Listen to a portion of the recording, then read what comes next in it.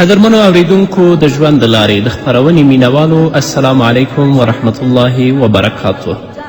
ستاسو روغتیا او خوشحالي د پاک رب نه غواړم په دې هیله چې د صحت او عافیت جامې په تن ولرئ او خوشحالي مو په برخه وي. دا دی زه محمد یاسین فهیم د ژوند د لارې د خپرونې په وړاندې کولو کې ستاسو په خدمت کې یم په دې هیله چې دا خپرونه ستاسو د پام وړ وګرځي. قدرمن اوریدونکو په نننۍ خپرونه کې غواړم چې د توبې د شرطونو وضاحت تاسو ته وکړم. امام نووي رحمه الله فرمایي که چیرې ګناه د انسان حق پورې اړه نه لري او د بنده او د خالق ترمنځ وي، یعنی د الله د اوامرو او د الله د احکامو نه سرغړونه کړي، نو له دې څخه د توبې ویستلو لپاره 3 شرطونه دي. هغه انسان چې توبه وباسي په خپل ګناه باندې پښیمانتیا کوي، الله ته زاری کوي، نو د دې توبه به هله مقبوله وي، هله به توبه قبوله کیږي چې دا 3 شرطونه د هغه په توبه کې موجود وي. لومړی شرط دا دی چې ګناه پرېږدي او ورڅخه منع شي. دویم د ګناه پر هغه کار باندې پښیمانتیا ښکاره کړي، کومه ګناه چې کړي هغه خو یې پرېښي، اوس د هغه ګناه په کار باندې ډېر پښیمانتیا ښکاره کړي.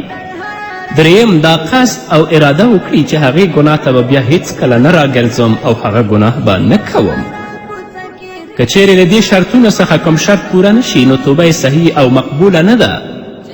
نو انسان چې توبه وباسي اول به هغه ګناه پرېږدي، دویم به په هغې ګناه باندې پښیمانتیا کوي چې کومه ګناه دې کړې، تل لپاره به هغه ګناه دردوي چې دې ته وریادیږي، او دریم دا چې دا تصمیم او دا عزم ولري چې بیا به ګناه ته هیڅکله زه نه راګرځم.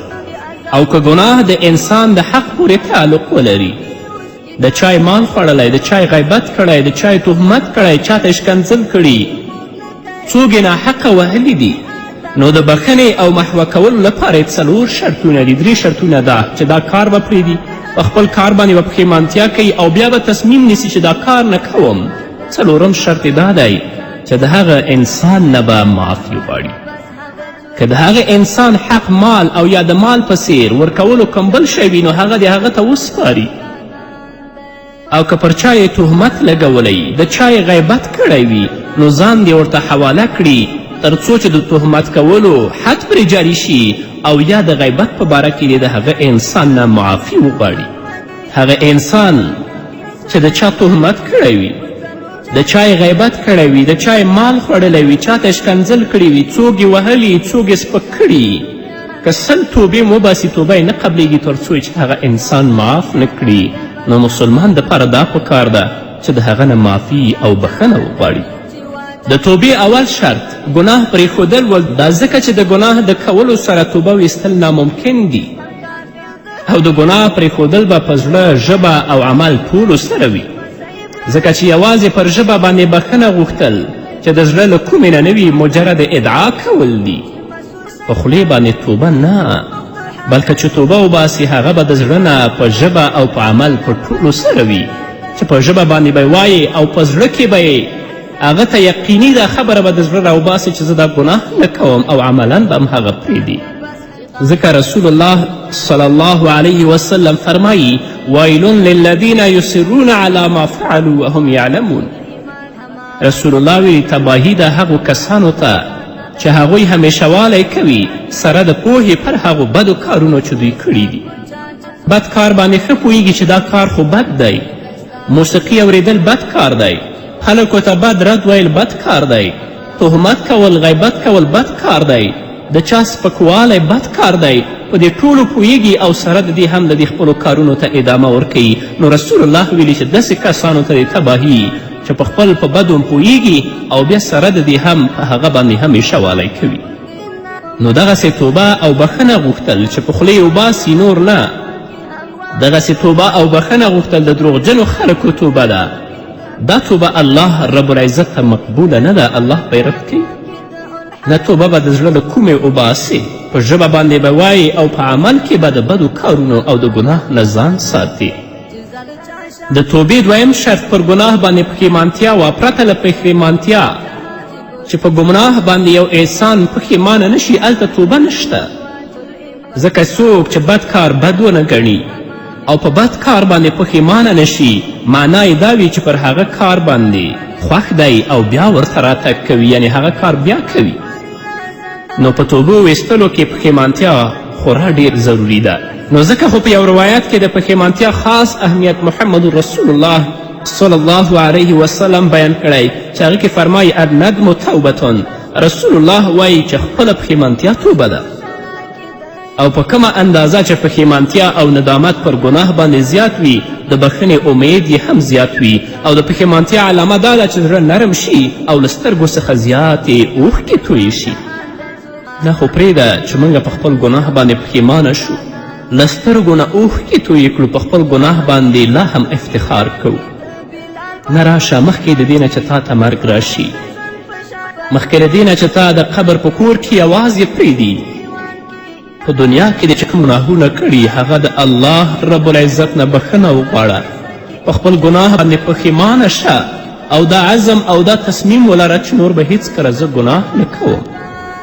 رسول الله صلی الله علیه وسلم د کامل مسلمان یوه علامه دا بیانوي چې کله نیک کار وکړي هغه نیک کار یې خوشحاله کړي، او چې کله بد کار وکړي هغه بد کار یې ډېر سخت خفه کړي او د سترګو نه اوښکې تویې شي. او په هغه کار باندې پښیمانتیا علامه دا ده چې زړه نرم شي او د سترګو نه اوښکې تویې شي، او د هغو سترګو نه چې د الله له ویرې نه د هغو نه اوښکې تویې شي. رسول الله وایي چې په هغو باندې د جهنم اور حرام دی. او په دې امید کې هم اوسه، دا هیلې مه کوه چې اوس خو ځوان یم، چې سپینګیری شم او بوډا شم بیا به توبه وباسم، بیا به لمنځونه کوم، بیا به حجونه کوم. د مرګ هیڅ معلومات نه کیږي. خوند د عبادت په ځواني کې دی، لذت د عبادت او د طاعت په ځواني کې دی. د ځواني نه ځان الله ته منقاد کړه، د الله اوامر او احکام په ځان باندې عملي کړه. که په ځواني کې په تا باندې مرګ راشي چې الله ته سرخرویه په آخرت کې ولاړ وي. او هغه ځوان چې د خپل ټول ژوند د الله د اوامرو او د احکامو لاندې تیروي، د آخرت په ورځ کې به د رب العزت د رحمت او د عرش د سوري لاندې ولاړ وي. د توبې دریم شرط دا و چې دا تصمیم او د عزم ولري چې زه به بیا ګناه نه کوم. یعنی توبه ویستونکی باید له الله سره کلکه وعده وکړي چې په آینده کې به هغې ګناه ته نه راګرځم، هغه ګناه به نه کوم، او د دې سره د عزم هم وکړي چې نور ګناهونه به هم نه کوم. ځکه چې د انسان پوره ژغورنه او کامیابي د ټولو ګناهونو په پرېښودلو کې ده. او که نن توبه وباسي او سبا بیا هغه بد کار کوي، بیا بله ورځ پسې بیا توبه وباسي بیا هغه بد کار کوي، رسول الله وایي چې دا داسې دی کالمستهزي بربه، لکه ګویا چې په خپل رب باندې نعوذ بالله مسخري کوي. او د داسې انسان توبه هیڅکله قبوله هم نه ده. همدارنګه په دنیا کې باید د بندګانو له حقونو څخه ځان فارغ کړي. که د چا حقوق پر تا باندې هغه هغوی ته وسپاري، که د چا د غیبت کړی یا چا سره د زیاتی کړی د هغو نه بخښنه وغواړي. که د کوم انسان مالی حق در باندې وي نو په دغه صورت کې باید هغه ته خپل حق ورسوي، او که داسې ونه کړې نو د هغه ګناه له ضرر څخه به خلاص نشي. او که د حقوقو رسولو توان نه لرې بیا په خپل نهایي کوشش کوي تر څو یې هغه ته وسپاري، چې په همدې صورت کې د الله تعالی د بخښنې امید هم شته دی. کوشش کوه چې ورته وسپارې، که دې سپارلی مو نشه او هیله ده چې الله رب العزت درته بخښنه وکړي. حافظ ابن حجر رحمه الله په فتح الباری کې لیکي، هغه فرمایي چې د حضرت عبدالله بن مبارک رحمه الله څخه د توبې په شرطونو کې یو څه زیادت نقل شوی دی، چې ځینې هغه د توبې مشهور دي چې هغه 3 شرطونه دي، او ځینې نورې تکمیله ده چې حضرت عبدالله بن مبارک رحمه الله فرمایي الندم والعزم على عدم العود ورد الكلمة وأداء ما زيع من الفرائض وأن يعمل إلى البدن الذي رباه بالسحت فيذيبه بالهم والحزن حتى ينشأ له اللحم الطيب وأن يذيق نفسه ألم الطاعة كما أذاقها لذة المعصية. پښیمانتیا د نه راګرځېدلو عزم کول، یعنی چې کله ګناه وکړي پښیمانتیا دې وکړي چې زه به بیا نه راګرځم دې ګناه ته. د خبرې واپس کول، د چای که د غیبت کړی وي هغه خبره دې بیرته واپس کړي، د هغه نه دې بخښنه وغواړي. د ضایع شوو فرایضو ادا کول، او دا چې بنده قصد وکړي چې خپل هغه بدن ته چې حرام مال سره یې لوی کړی دی تر څو یې په خفګان او فکرمندي سره ویلې کړي. هغه بدن چې د رشوت په پیسو، د سود په پیسو، د حرام مال باندې هغه بدن نشو نمو پیدا کړی غټ شوی، نو په هغه باندې د خفګان وکړي، فکرمندي دې وکړي تر څو خپل بدن ویلې کړي، تر دې چې پاکه غوښه یې را پیدا شي او ځان ته د اطاعت داسې درد ور وڅکوي څرنګه یې چې ورته د نافرماني خوند څکلی دی. یو مسلمان که توبه وباسي الله ته متوجه کیږي نو باید چې د زړه له کومې څخه توبه وباسي او په خپل توبه کې پوره اخلاص او صداقت ولري. دا نه چې نن ځان دوکه کړه، سبا خلک دوکه کړه، نن ګناه کوه سبا توبه وباسه، سبا ګناه کوه بله ورځ بیا توبه وباسه. دا توبه د الله په دربار کې قبول نه ده، لا به دې هم الله په دنیا کې او په آخرت کې بیا ذلیله کړي. نه، راځئ قدرمنو اوریدونکو، مسلمانانو ورونو او خویندو، چې د زړه له کومې نه الله ته توبه وباسئ، چې کوم بد کارونه م کړي په هغه باندې پښیمانه شئ، بیا هغه کار د کولو د هغې د ګناه د کولو عزم او تصمیم ونه لرئ او هغه ګناه په هغه حالت کې مغه سات پرېږدئ. هیله ده چې الله رب العزت په موږ باندې رحم وکړي.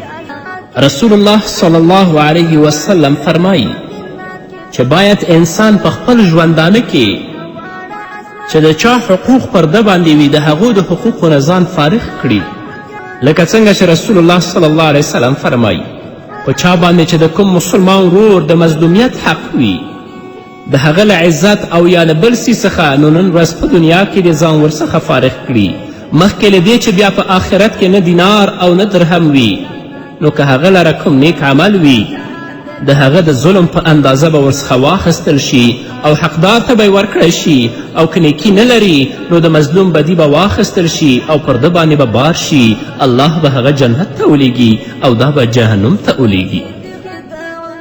او رسول الله صلی الله علیه وسلم فرمایي د قیامت په ورځ به خامخا حقدارانو ته د هغوی حق ورکوي، اندا چې لښکرور ګټ څخه به بهتر ګټ ته چې وهل شوی دی هم بدله اخیستل کیږي. په دنیا کې چې څه کوي، په چا باندې د زیاتی کړی وي، په چا باندې د ظلم کړی وي، د چا د سپکاوی کړی، په دې سوچ کې مه اوسه چې دنیا ومې کړه او ختم شه. نه، په آخرت کې به الله د هر یو پوښتنه دې نه کوي، حتی هغه څاروی چې ښکر لري، هغه بېښکره څاروی چې وهلی، الله رب العزت به دواړه د قیامت په ورځ حاضروي. دا بېښکره څاروی به د هغه ښکرور څاروي نه خپله بدله اخلي، نو انسان به چیرته پاتې شي؟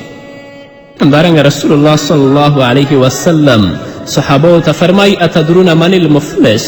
قالوا المفلس فينا من لا درهم له ولا متاع، فقال إن المفلس من أمتي من يأتي يوم القيامة بصلاة وصيام وزكاة ويأتي قد شتم هذا وقذف هذا وأكل مال هذا وسفك دم هذا وضرب هذا، فيعطي هذا من حسناته وهذا من حسناته، فإن فنيت حسناته قبل أن يقزم عليه أخذ من خطاياهم فطرحت عليه ثم طرح في النار.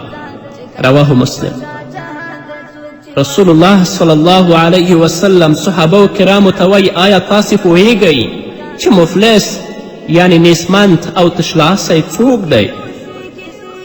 صحابه کرام رسول الله صلی الله علیه وسلم ته فرمایي چې په موږ کې خو تشلاسی او مفلس هغه څوک دی چې هغه سره نه درهم وي او نه دینار وي، یعنی دنیوي متاع ونه لري. رسول الله صلی الله علیه وسلم فرمایل زما د امت مفلس او تشلاس هغه دی چې د قیامت په ورځ به د لمانځه، روژې او زکات او نورو عملونو سره راشي، په داسې حال کې به راشي چې یو چا ته به یې کنځلې کړې وي، په یو چا به یې تهمت لګولی وي، د چا به یې مال خوړلی وي، د چا به یې وینه تویې کړې وي او څوک به یې وهلی وي. نو دا او هغه ټول مظلومان به الله رب العزت حاضر کړي، نو هغه مظلومانو ته به د دې د نیکي نه واخیستلی شي، هغو ته به ورکړی شي، او داسې وخت به راشي چې د دې نیکي به ټوله ختمه شي، خو د هغو حقوق به لا پرې پاتې وي. رسول الله وایي که نیکي ختمه شي مخکې له دې چې د هغوی حقونه ادا کړي، د هغوی ګناهونه به راواخیستل شي او پر ده باندې به واچول شي، هغوی به الله جنت ته ولیږي او دا به جهنم ته واستوي. لکه څنګه چې د خپل عزت ته او قد ته متوجه د نورو عزت هم ساته، د خپل په قدر او قیمت باندې لکه څنګه چې پوهیږي د نورو قدر او قیمت هم ځان سره ساته. له بده مرغه نن غصبونه دي، د خلکو وینه په ناحقه باندې توییږي، خلکو پسې تهمت لګیږي، د خلکو غیبت کیږي، خو دا سوچ او فکر اصلا دوی سره نشته چې الله به یو ورځ موږ د قیامت په ورځ په خپل حضور کې دروي او دا مظلومان به ټول را حاضروي او د دې حقونو به زموږ نه پوښتنه کیږي. دا کله هم موږ په سوچ او فکر کې ونه ګرځول. امام عبدالقادر جیلانی رحمه الله فرمایي د انسانانو د حقونو مسئله چې ډیره خطرناکه ده، د هغې پوره کولو په خاطر باید توبه ویستونکی زیاتې نیکي وکړي تر څو یې په قیامت کې ورکړي، او د دغسې شخص د نیکیو زیاتوالی باید د هغې د مظالمو په اندازه وي. چا چې د خلکو حقونه خوړلي یو سړی نشته نو باید چې زیاتې نیکیانې وکړي په دنیا کې، تر څو چې د هومره ظلمونه دې په خلکو وکړي دومره نیکیانې وکړه چې ستا نیکي خو حاصل کیږي هغو مظلومانو ته ورکول کیږي. او که په دنیا کې هم نیکي ونه کړي نو د مظلومو خلکو د ګناهونو په پیټي به تباه شي. نو دغسې نیکیو برابرو لپاره خو ټول عمر په کار دی او انسان څه پوهیږي چې دته د زیات عمر فرصت ورکول کیږي که نه ورکول کیږي. نه راشئ د اوسه نه الله ته متوجه شئ. مرګ موږ ته په کمین او انتظارګاه کې دی، په هره شیبه او لحظه کې د دې امکان دی چې هغه مرګ موږ ته راوړاندې شي. نو بنده ته پکار ده چې مخکې له مرګ څخه د حقونو خاوندانو ته ورشي، په ګرده نړۍ کې وګرځي او د هغوی پلټنه وکړي، یا دې خپل حقوق ورکړي او یا دې له هغوی څخه معافي وغواړي، او که د حقونو خاوندان په خپله موجود نه وي باید چې د هغوی وارثانو ته یې ورکړي او یا له هغوی څخه معافي وغواړي. موږ یې ښه پیژنو خو لا بیا هم د خلکو په حقونو باندې موږ خپلې سترګې پټې کړي. دې ټولو پوښتنه به الله رانه کوي. رسول الله وایي چا چې د چا ځمکه یعنی په اندازه د یو لیش ځمکه یې غصب کړه د آخرت په ورځ به راشي د الله په حضور کې دا وواړه ځمکې به د دې په غاړه کې پرته وي. رسول الله په بل ځای کې فرمایي چا چې په ناحقه باندې د چا مال په قسم باندې وخوړه په دې باندې جهنم واجب او جنت پې حرام شه. خو کله لا هم دې ته موږ نه یو متوجه شوي.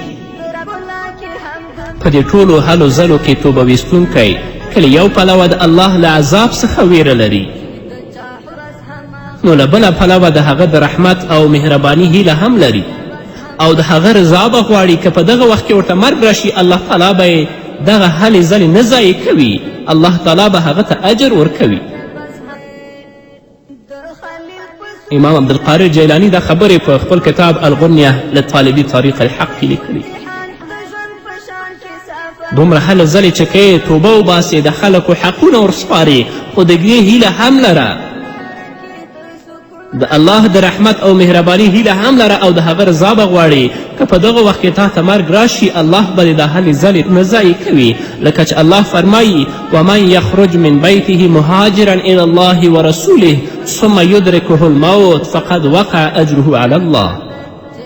څوک چې له خپل کور څخه د الله تعالی او د هغه د رسول صلی الله علیه وسلم په طرف هجرت کوونکی راووځي بیا یې مرګ ومومي نو بېشکه چې پر الله تعالی باندې ثواب او اجر ثابت شو. معلومه شوه چې د توبې قصد او نیت کول او بیا عملا د هغې لپاره کوشش کول نفع او ګټه رسوي چې په دې باندې هغه حدیث هم دلیل دی په کوم کې چې راغلی چې یو سړی تقریبا 1 قتلونه کړي ول او بیا یې د توبې ویستلو لپاره له کوره راووتلو او چې کله یې 100 پوره کړل او د وروستني عالم د ښوونې مطابق نیکانو خلکو د وطن په لور روان شو او بیا ورته مرګ په لاره کې راغی نو د رحمت ملائکو یې روح قبض کړ. نو د بندګانو حقونو د پوره کولو په اړه باید په دې هم پوه شو. که یو چا داسې مال او شتمني ترلاسه کړې وه چې ټاکلی خاوند یې نه لره بلکې د ولسونو او د ټولنو شریکه پانګه وه یعنې بیت المال وه نو باید چې بیت المال ته یې وسپاري او که بیت المال موجود نه وي باید چې په عامه کارونو کې ولګوي. خو نن ورځ موږ په بیت المال باندې قبضه لګولې ده.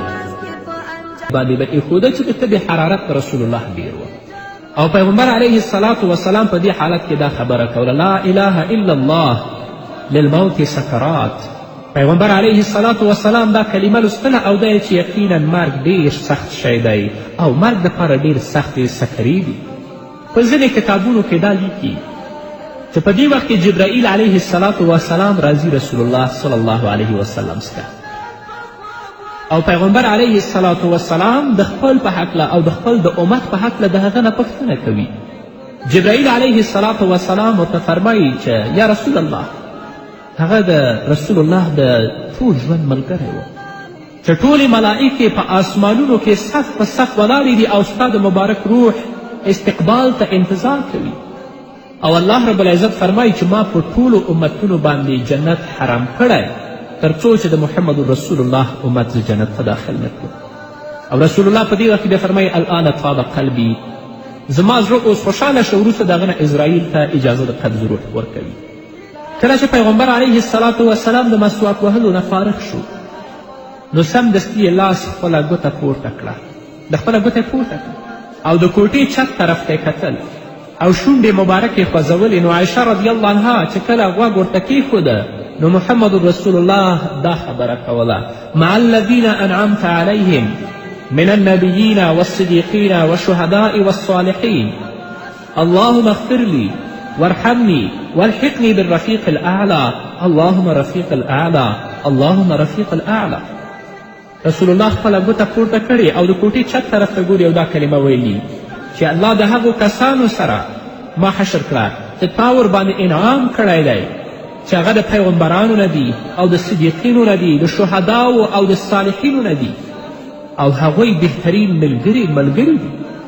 او دا چې ای الله ما ته بخښنه وکړي، یا الله په ما باندې رحم وکړي او د رفیق اعلی سره پروردګاره ما وصل کړي. الله ستا نه د پورته رفیق سره وصل کیدل غواړم.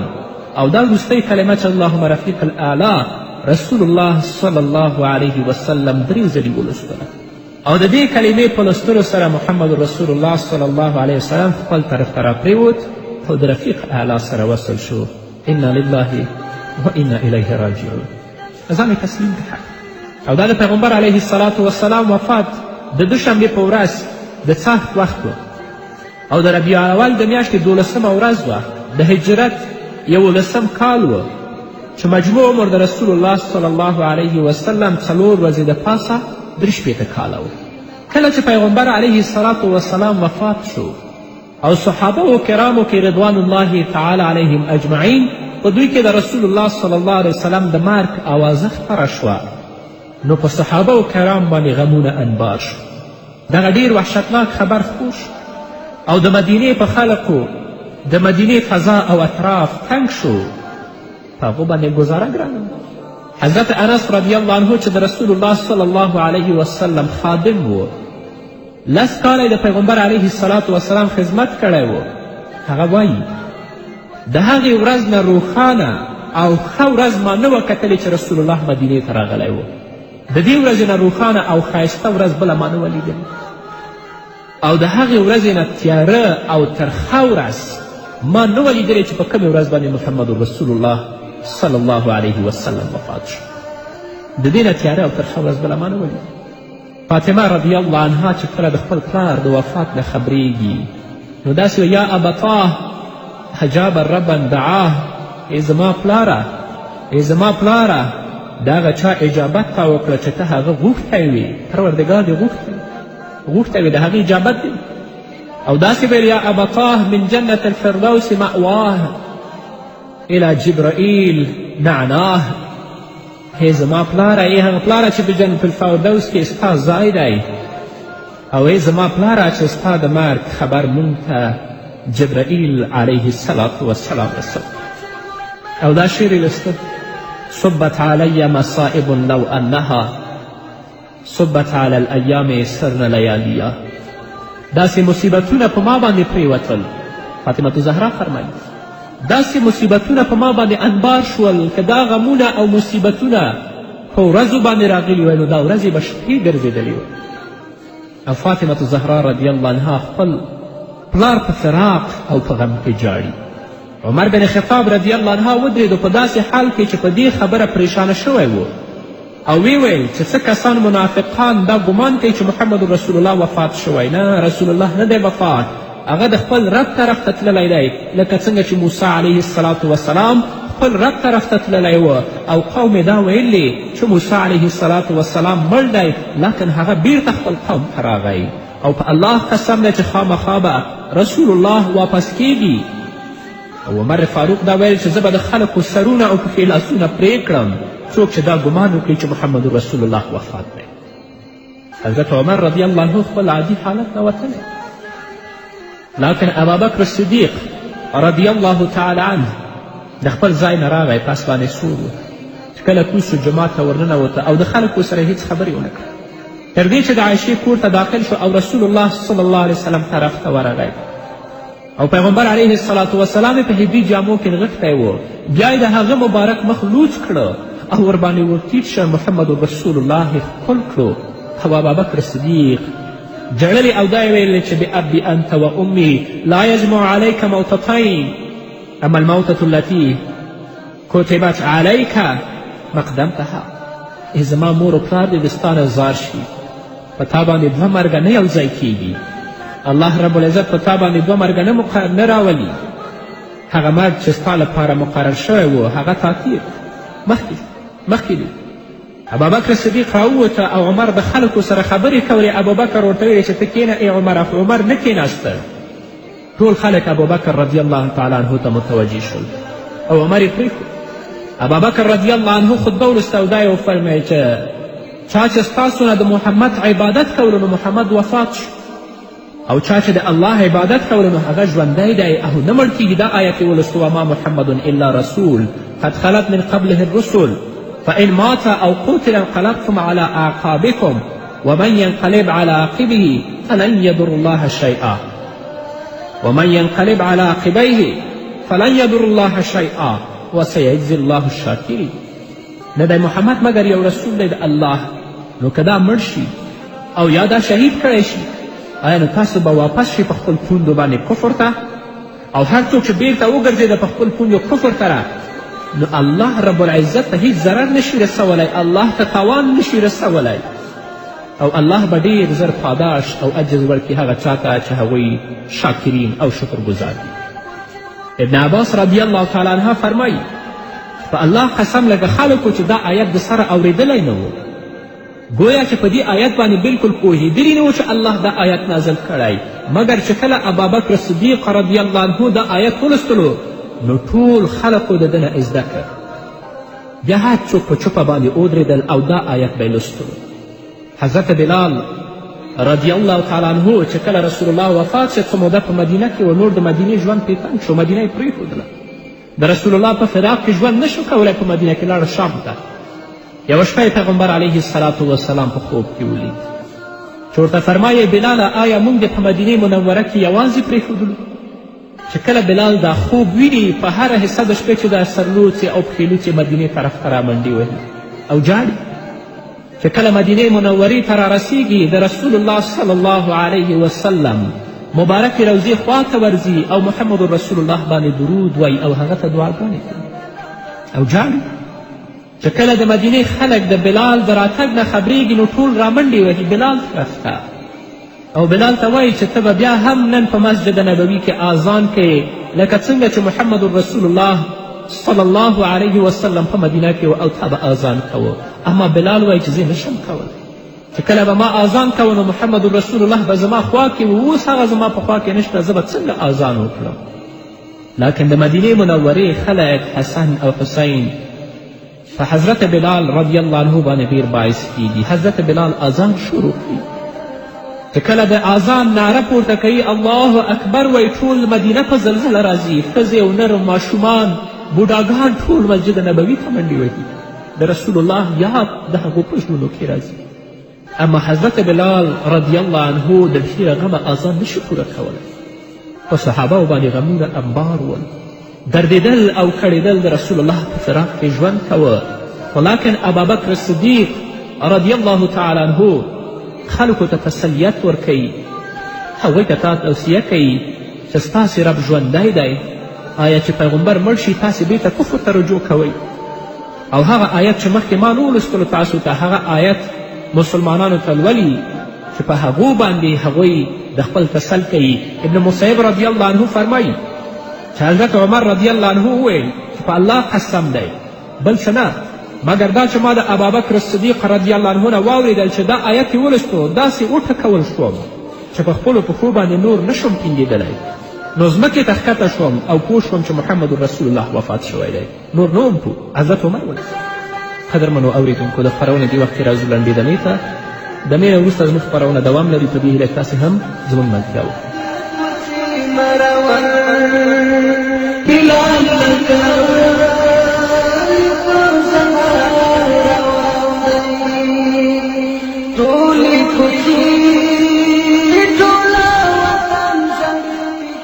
قدرمنو اوریدونکو بیا هم تاسو ته ښه راغلاست وایم په دې هیله چې تاسو تر دې دمه زموږ ملتیا کړي تکفین تهجیز او مبارک جسد د محمد رسول الله صلی الله علیه وسلم اوس خاورو ته سپارل کیږي مخکې د دې نه چې تکفین او تجهیز کار شروع شي د صحابه و کرامو رضوان الله تعالی علیهم اجمعین ترمنځ د خلافت متعلق اختلاف پیدا شو د مهاجرینو او انصارو ترمنځ سقیفه بن ساعده چې د یو ځای نوم دی هلته بحث و مباحثه شروع شوه او په آخر کې د ابابکر صدیق رضی الله تعالی عنه په خلافت باندې ټول متفق شول چې دا د اهل السنت والجماعت مذهب دی او ځینې روافظ او اهل تشیع چې دي د ابابکر صدیق رضی الله تعالی عنه د خلافت نه انکار کوي هغه بیل بحثونه دي ځان ته حوالې او ډېر څېړنه او تحقیق غواړي چې په نورو خپرونو کې به انشاءالله که ژوند باقي وي په دې باندې وغږیږو نو د ابابکر صدیق رضی الله عنه په خلافت باندې متفق شول د دوشنبې ورځ تیره شوه شپه داخله شوه او خلک د رسول الله صلی الله علیه وسلم په تکفین او تهجیز کې مشغول شول تر دې چې د سې شنبې د شپې آخره حصه داخله شوه سبا رالنډ شو د محمد رسول الله صلی الله علیه وسلم مبارک جسد په هبري جامو کې په خپله بستره پروت و نو خپلې کورنۍ ورپسې دروازه پورې کړه او د سې شنبې په ورځ یې محمد رسول الله صلی الله علیه وسلم ته غسل ورکړه د رسول الله صلی الله علیه وسلم ته غسل ورکړه خو د رسول الله جامې په ځان کې وي د غسل کار عباس رضی الله تعالی عنه علی رضی الله تعالی عنه او فضل رضی الله تعالی عنه او قشم رضی الله تعالی عنه د حضرت عبدالله بن عباس زامنو شقران رضی الله تعالی عنه او د رسول الله صلی الله علیه وسلم دوه آزاد شوي غلامان ول چې ځینې به پرې اوبه تویولې او ځینو به په ډډه الوه او حضرت علی کرم الله وجهه محمد رسول الله صلی الله علیه وسلم ته غسل ورکولو چې کله پیغمبر علیه الصلاة والسلام ته غسل ورکړ نو وروسته د دې بیا په درې سپینو جامو کې محمد رسول الله کفن کو او دا جامې د مالوچو نه جوړې شوې وي او بخاري په اول جلد کې په 199 صفحه کې مسلم په اول جلد کې په 46 صفحه کې فرمایي په دې کې کمیز او عمامه نه وه درې جامې وې لکه نن چې څنګه موږ خپل مړو ته کفن ورکوو بیا پیغمبر علیه الصلاة والسلام په دې درې جامو کې داخل کړو بیا د رسول الله صلی الله علیه وسلم د ځای په خاکولو کې صحابه کرام سره مختلف شو چې رسول الله صلی الله علیه وسلم به په کوم ځای کې خاکوو ابابکر صدیق رضی الله تعالی عنه ویل چې ما د رسول الله صلی الله علیه وسلم نه اوریدلی دي چې پیغمبر علیه الصلاة والسلام به ویل چې هیڅ نبی نه دی وفات شوی مګر په هغه ځای کې دفن شوی یعنی چیرته چې نبی وفات شوی په هغه ځای کې هغه نبی بیا خاورو ته سپارل شوی دی نو ابو طلحه رضی الله عنه هماغه فرش چې رسول الله صلی الله علیه وسلم ورباندې وفات شوی و پورته یې کړ او د هغه د لاندې قبر وکنستلو او قبر ته یې حج وکړه او خلک بیا د دې حجرې ته ډلې ډلې ننوتل په رسول الله باندې به یې مونځ کولو او یو هم پکې امام نه و امامت چا پکې نه دی کړی لومړی ورباندې د خپلې کورنۍ خلقو مونځ وکړو او بیا د ښځو نه پس ماشومان ورباندې مونځ وکړو په دې کې د سې شنبې ورځ هم تېره شوه بیا چې کله د چهارشنبې شپه داخله شوه نو عایشه رضی الله عنها فرمایي چې موږ د هغه په تدفین باندې نور پوه نه شو مګر هلته د چهارشنبې د شپې په منځ کې د بیلچو آوازونه موږ واورېدل چې په رسول الله صلی الله علیه وسلم په قبر باندې خاورې اچولې نبوي کورنۍ د هجرت نه مخکې د نبوت کور د محمد رسول الله او د هغې بیبي خدیجې رضی الله تعالی عنها نه جوړ و حضرت خدیجه رضی الله عنها چې کله رسول الله صلی الله علیه وسلم په نکاح کړه نو د هغې عمر 25 کاله و خدیجه رضی الله عنها چې کله رسول الله صلی الله علیه وسلم په نکاح کړه د رسول الله صلی الله علیه وسلم عمر 25 کاله و او د خدیجة الکبرا رضی الله عنها عمر 40 کاله و او دا لومړنۍ ښځه وه چې رسول الله صلی الله علیه وسلم په نکاح کړه او د هغې په ژوند کې رسول الله صلی الله علیه وسلم په هغې باندې بله ښځه هم نه وه کړې او د همدې بیبي نه د رسول الله صلی الله علیه وسلم زامن او لورګانې دواړه پیدا شوي دي. زامن شو نو د هغو نه هم یو نه دی پاتې، مړه شوي دي ټول. او د پیغمبر علیه الصلاة وسلام لورګانې چې دي زینب، رقیه، ام کلثوم، فاطمه رضی الله تعالی عنها دي. زینب چې د پیغمبر علیه الصلاة وسلام لور وه، د خپل ترور زوی ابوالعباس بن ربی نکاح کړې وه. او رقیه او ام کلثوم چې وې هغه دواړه حضرت عثمان ذوالنورین رضی الله تعالی عنه په نکاح کړې وې. او فاطمة زهرا رضی الله تعالی عنها د محمد رسول الله صلی الله علیه وسلم د تره زوی حضرت علی بن ابي طالب رضی الله تعالی عنه ته په نکاح ورکړې وه. پیغمبر علیه السلام دې ته په نکاح ورکړې وه. او دوه لورګانې چې یوه بلې پسې چې وفات شوه نو بله ورپسې محمد رسول الله عثمان بن عفان رضی الله تعالی عنه ته په نکاح ورکړې وې. او د حضرت فاطمې رضی الله تعالی عنها اولاده چې د حسن، حسین، زینب، ام کلثوم دي. او دا د پیغمبر علیه الصلاة وسلام امتیاز و چې رسول الله ډېرې ښځې کړې وي او دا جواز د ډېرو اغراضو او مقاصدو دپاره و. ټولې ښځې چې محمد رسول الله صلی الله علیه وسلم د هغو سره عقد او نکاح کړې ده 14 ښځې دي. په دوی کې 9 ژوندۍ پاتې شوې وې چې کله محمد رسول الله وفات شو نو 9 ژوندۍ وي. او دوه د هغه د رسول الله په ژوند کې وفات شوې چې یوه خدیجه او بله ام المساکین زینب بنت حزیمه. او دوه سره محمد رسول الله صلی الله علیه وسلم دخول نه و کړی، هغه یې مخکې د مخکې طلاق کړی وي. نو قدرمنو اوریدونکو دا و د بسم الله الرحمن الرحیم. الحمد لله رب العالمین حمد الشاکرین، الصلاة والسلام على سید الانبیاء والمرسلین سيدنا ونبينا وشفيعنا وحبيبنا ومولانا محمد وعلى آله وأصحابه الطيبين الطاهرين. قدرمنو اوریدونکو د ژوند د لارې د خپرونې مینوالو په سلامونو او نیکو هیلو مو هرکلی کوم. ستاسو روغتیا خوشحال صلی الله علیه وسلم وفرمایل او دا وینا د پیغمبر علیه الصلاة وسلام په داسې حالت کې وه چې د مبارک مرض ډیر سخت شوی و او داسې وفرمیل چې زر راشئ چې تاسو ته زه یو څه ولیکم چې د هغې نه به پس تاسې هیڅکله ګمراه نشئ. پیغمبر علیه الصلاة وسلام چې دا خبره وکړه څه کسان موجود و چې په هغو کې حضرت عمر رضی الله عنه هم و.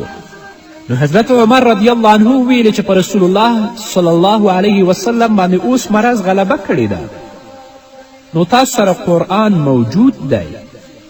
ځینې خلکو دا غوښتل چې رسول الله صلی الله علیه وسلم یې ولیکي او ځینې نورو دا نه غوښتل چې پیغمبر علیه الصلاة وسلام دا شی ولیکي. نو په دې کې خلک سره مختلف شول او یو بل سره ضد شول.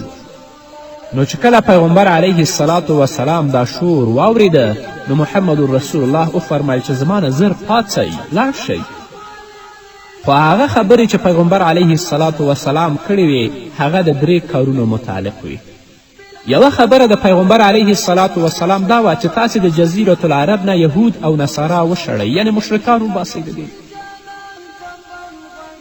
په زمانه د خلافت د خلفای راشدینو کې د پیغمبر علیه الصلاة وسلام دا امر او حکم هغو اجرا کړی و.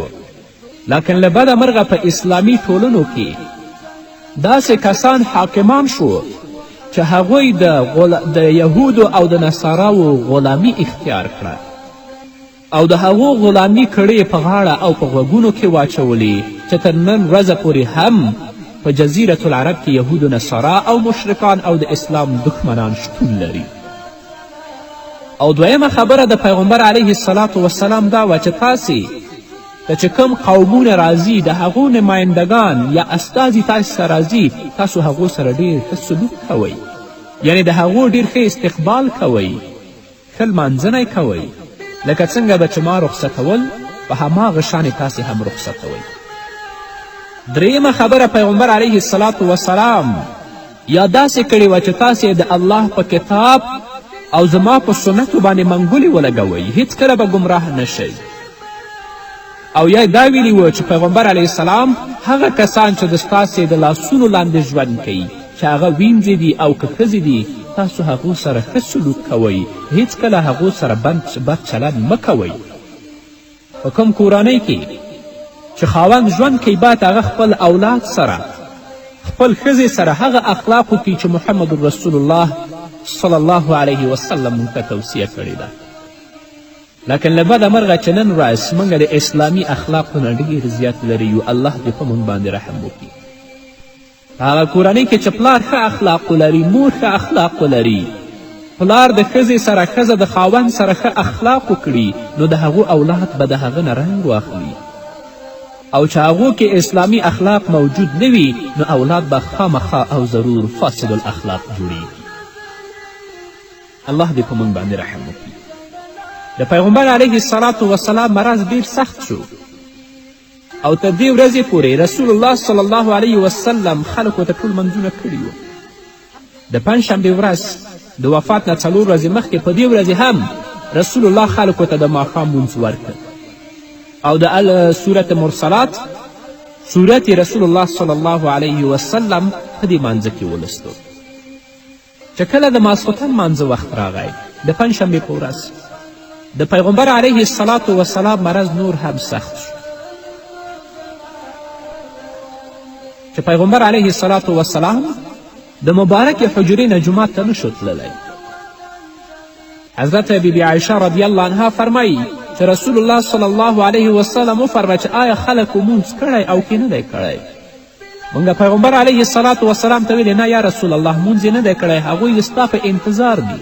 نو پیغمبر علیه السلام ویلې چې په یو لوښي کې ما ته اوبه راوړئ. عایشه رضی الله عنها فرمایي چې موږ رسول الله ته اوبه راوړې، په هغه کې ولمبل. خو بیا هم په رسول الله صلی الله علیه وسلم باندې بیخودي راغله چې کله رابیدار شو نو بیا یې وفرمیل چې آیا خلکو مونځ کړی؟ په دویم او په دریم ځل بیا هم رسول الله دا خبره وکړه. موږ ویلې نه خلکو مونځ نه دی کړی. نو پیغمبر علیه السلام ابوبکر ته جواب ولیږه چې تاسو خلکو ته مونځ ورکړئ. نو حضرت ابابکر صدیق رضی الله عنه په دغه ورځو کې خلکو ته منځونه ورکړه چې ټول منځونه یې 19 منځونه جوړیږي. لکن بیبي عایشې رضی الله عنها دا غوښتل چې باید ابابکر خلکو ته مونځ ورنه کړي. 3 ځل پیغمبر علیه الصلاة وسلام ته ورغله او دا یې ورته ویلې چې باید ابابکر خلکو ته مونځ ورنه کړي. خو پیغمبر علیه الصلاة وسلام د بیبي عایشې خبره ونه منله، بلکې دا یې ویل چې باید ابابکر مونځ ورکړي او دا ورته ویلې چې انتن صواحب یوسف مر ابابکر فلیصلي بالناس. هغه ښځې چې د یوسف علیه الصلاة وسلام په قصه کې هلته حیلې کړې وي، تاسې په شان د ماغو ښځو یاستئ، په خوله یو څه وایې او په زړه کې بل څه وي. د بیبي عایشې رضی الله عنها په خوله باندې دا ول چې زما پلار د هغه زړه ډېر زیات نرم دی، نو هغه نشي کولی چې خلکو ته منځونه ورکړي، هغه به جاړي. لکن په زړه کې دا و پیغمبر علیه الصلاة وسلام به خو په دې مرض کې وفات شي، نو که ابابکر خلکو ته منځونه ورکړي نو دا خلک به دا کار شومتیا او بدفالي وګڼي. خو پیغمبر علیه الصلاة وسلام په دې باندې تاکید کوه چې باید خلکو ته مونځ څوک ورکړي؟ ابابکر صدیق رضی الله عنه ورکړي. او دا کار یې وکړ. د وفات څخه یو ورځ یا 2 ورځې مخکې هفتې ورځ یا د یکشنبې ورځ پیغمبر علیه الصلاة وسلام په خپل ځان کې څه صحت او سپکتیا ولیدله. تخفیف محسوس د رسول الله مبارک بدن د مرض نه لږ په آرام شو. نو د 2 کسانو په منځ کې د مانځه دپاره راووت چې د پیغمبر علیه الصلاة وسلام مبارکې پښې ورپسې کش کېدلې. دا په داسې حال کې و چې ابابکر صدیق رضی الله عنه خلکو ته امامت کوه. کله چې ابابکر رسول الله صلی الله علیه وسلم ولیده نو ابابکر کوشش کوه چې راوروسته شي او محمد رسول الله مخکې شي خلکو ته جمع ورکړي. خو پیغمبر علیه الصلاة وسلام ابابکر صدیق رضی الله عنه ته اشاره وکړه چې مه راوروسته کیږه. او پیغمبر علیه الصلاة وسلام دا وویل چې ما د هغه په خوا کې کښېنوئ. پیغمبر علیه الصلاة وسلام د ابابکر صدیق کس او چپ طرف ته کښېناست. پیغمبر علیه الصلاة وسلام ابابکر صدیق رضی الله عنه پسې اقتدا وکړه او خلکو ته تکبیر واورولو. د وفات نه یو ورځ مخکې چې د یکشنبې ورځ وه پیغمبر علیه الصلاة وسلام خپل غلامان ټول غلامان آزاد کړه او دا یې وفرمیل چې زما په کورنۍ کې څه شی دی هغه راوړئ چې د الله رب العزت په لاره کې هغه زه صدقه او خیرات کړم. هغه ټوله دارایی او سرمایه د محمد رسول الله صلی الله علیه وسلم 7 دیناره ول. نو پیغمبر علیه الصلاة وسلام وفرمیل مخکې د دې نه چې زه خپل رب ته لاړ شم باید دا دینار زه په دنیا کې خیرات کړم. زه به رب ته لاړ شم او ما سره به 7 دیناره باقي. نو هغه 7 دیناره چې د پیغمبر علیه الصلاة وسلام په کور کې ول هغه هم خیرات کړه. او کومه د رسول الله صلی الله علیه وسلم اسلحه او ټوپک چې ول هغه هم مسلمانانو ته وبخله. او بیبي عایشه رضی الله عنها فرمایي چې پیغمبر علیه الصلاة وسلام باندې ته به زیاته سخته وه. ما به ټوټه لمدوله او د پیغمبر علیه الصلاة وسلام په مبارک تندي باندې به مې ایښودله تر څو چې هغه حرارت او ګرمایش د تبې چې په رسول الله دی هغه د دې نه لرې شي. او په دغه شپه چې کوم چراغ زموږ په کور کې و په هغه کې تیل نه ول نو هغه هم د خپل ګاونډیانو او همسایهګانو نه تیل غوښتي دي په هغه چراغ کې چې په هغه زمانه کې ول اچولي او هغه یې روښانه کړی او د هغه په رڼا کې د محمد رسول الله صلی الله علیه وسلم مبارک جبین او مخ ته کتلي او په هغه باندې ټوټه ایښې ده. او په دې وخت کې د محمد رسول الله زغره د یو یهودي سره په 10 پیمانو اوربشو کې هم ګره وه. دا و د سردار کائنات د حبیب اله العالمین فخر موجودات محمد رسول الله صلی الله علیه وسلم ژوند. نن راشئ خپل ژوند مطالعه کړه.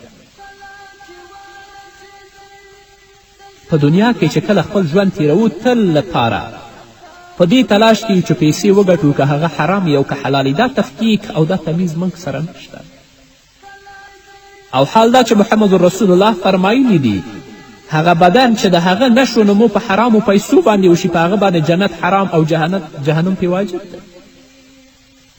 پلار 100 دروغه وایي 100 قسمونه خوري په نیرنګ او په چل او په فریب باندې پیسې ګټي خپل اولاد ته او اولاد په هغه باندې بیا فحشا او منکرات او 100 رقم فجایع انجاموي چې د دې ټولو منکراتو او فجایعو چې اولاد کړي دي د دې ګناه به هم دغه پلار ته رسیږي. نو قدرمنو اوریدونکو زما خویندو او ورونو راشئ د خپل ژوند نه په استفادې سره د خپل آخرت ژوند ښایسته کړئ. دا دنیا فانی ده. پیغمبر علیه الصلاة وسلام د دې دنیا نه سترګې پټوي او الله ته ورځي ما ته به نه ورځي. نو راشه په دنیا کې داسې عمل وکړه منکرات پرېږده فحشا پرېږده الله ته متوجه شه سر په سجده کښېږده د خپل د کزرو عاجزي لاسونه د پروردګار ته پورته کړه توبه وباسه چې د الله د عذاب او د حساب نه خلاص شي. تاسې قبر یو وارې خپل نظر ته راولئ که تاسې شپې په کور کې مریض شئ نو درته به توشک هم واچوي کمپلې به هم درته راوړي بالښتونه به هم درته راوړي بخارۍ به هم درته ولګوي که یخ وي او چې کله هم په هغې تیارې کوټه کې کښېږدي په وچه ځمکه باندې او په خرورو خاورې در باندې واچوي څوک هم نشته چې درته ووایي چې زما مور یا پلار یا زما ورور یا خور بالښت نه لري کمپله نه لري توشک نه لري تیاره ده یخ ده څوک هم څه نشي ویلی. هلته به یوازې ستا عمل کوم نیک عمل دی چې کړی هغه به د الله د عذاب نه ساتي. نو زما خوږو اوریدونکو مسلمانانو ورونو خویندو راشئ الله ته متوجه شئ. هغه بد اعمال هم چې تروسه کړي په هغې باندې توبه وباسئ وروسته د دې نه خپل رب سره عهد وکړئ او نیکو اعمالو ته مخ کړئ چې الله په موږ باندې رحم وکړي. قدرمنو اوریدونکو د خپرونې دې وخت کې راځو لنډې دمې ته. دمې نه وروسته زموږ خپرونه دوام لري په دې هیله چې تاسې هم زموږ ملتیا. قدرمنو اوریدونکو بیا هم زموږ سلامونه او نیکې هیلې ومنئ په دې هیله چې تر دې دمه تاسو زموږ ملتیا کړي وي. د ژوند آخري ورځ انس بن مالک رضی الله عنه چې د محمد رسول الله خادم و 10 کاله محمد رسول الله صلی الله علیه وسلم سره یو ځای تیر کړي و. هغه فرمایي چې د دوشنبې په ورځ خلک د سحر په مانځه کې د ابابکر صدیق رضی الله عنه په امامت باندې لمونځ کوه. ناګهان پیغمبر علیه الصلاة وسلام د حضرت عایشې رضی الله عنها د حجرې نه پرده پورته کړه. نو خلک یې په داسې حالت کې ولیدل چې په صفونو کې ول. نو رسول الله بیا تبسم وکړ، ویې خندل. ابابکر رضی الله عنها په پوندو باندې راستون شو. دومره څه سخته راورسېده. ګمان یې دا وکړه چې پیغمبر علیه الصلاة وسلام غواړي چې مانځه ته راووځي. حضرت انس رضی الله عنه فرمایي چې د ډېرې خوشحالۍ نه د خلکو په منځ کې نږدې فتنه پرېوځي. خو بیا رسول الله صلی الله علیه وسلم دوی ته اشاره وکړه چې تاسې خپل مونځ پوره کړئ. او پیغمبر علیه الصلاة وسلام بیرته اجرې ته راستون شو او پرده یې ښکته کړه. خو بیا په محمد رسول الله صلی الله علیه وسلم باندې د بل مانځه وخت رانغی. اوس دې فاني دنیا نه سترګې پټوي او محمد رسول الله صلی الله علیه وسلم رفیق الاعلی سره وصل کیږي. او کله چې د څاښت وخت شه د دوشنبې ورځ فاطمة زهرا رضی الله عنها چې د محمد رسول الله ډیره ګرانه لور وه هغه یې راوغوښتله. هغې ته څه وویل؟ نو په دې سره فاطمة زهرا رضی الله عنها ډېر سخت وژړل، په ژړا باندې وه او د خپل د پلار او د خپل د بابا په فراق کې ژړل. دویم ځل دپاره بیا راوغوښتله. بیا پیغمبر علیه الصلاة وسلام په پټه باندې څه ورته وویل. په دې وینا سره فاطمة زهرا رضی الله عنها په خندا شوه. هغه درد، هغه غم او هغه جړه د هغې نه لرې شو. بیبي عایشه رضی الله عنها فرمایي چې بیا وروسته موږ د فاطمة زهرا رضی الله عنها نه دا پوښتنه وکړه چې څه لامل و چې پیغمبر علیه الصلاة وسلام په خبره کې اول تا وژړل او په دویمې خبره کې دې وخندل.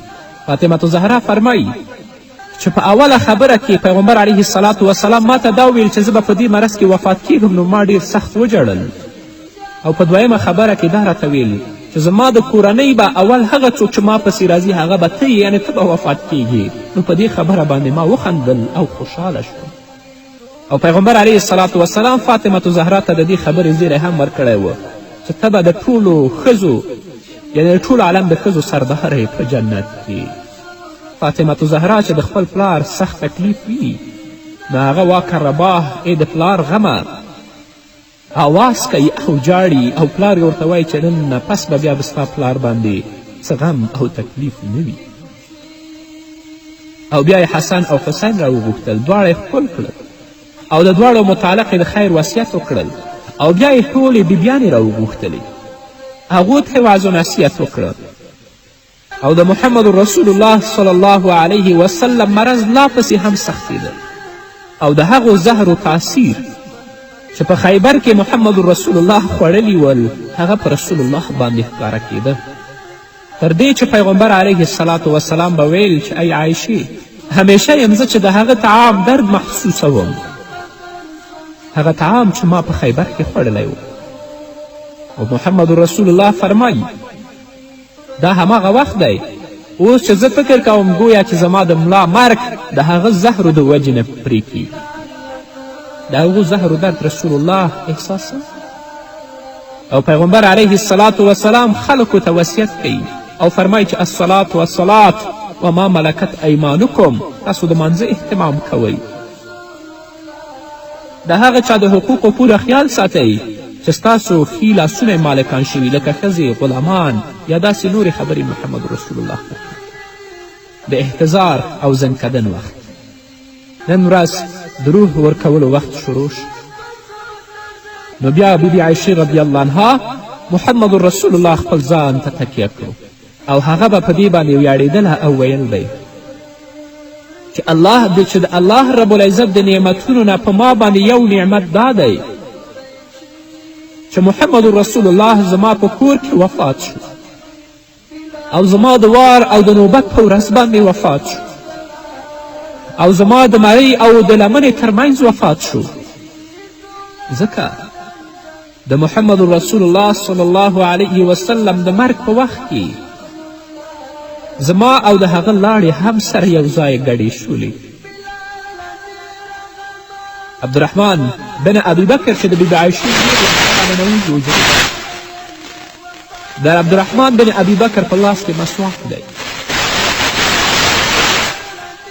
عایشه رضی الله عنها فرمایي چې ما رسول الله صلی الله علیه وسلم خپل ځان ته تکیه کړی و چې د عبدالرحمن بن ابي بکر په لاس کې مسواک راننوت. د رسول الله مسواک ډېر خوښ و. ما ورته ویلې چې مسواک درته واخلم نو رسول الله ویلې هو اشاره یې راته وکړه. هغه مسواک چې کله ما واخیسته نو کلک و، هغه مې په خپلې خولې باندې لږ رسول الله ته نرم که. بیا مې وروسته د دې نه محمد رسول الله صلی الله علیه وسلم ته ورکړ.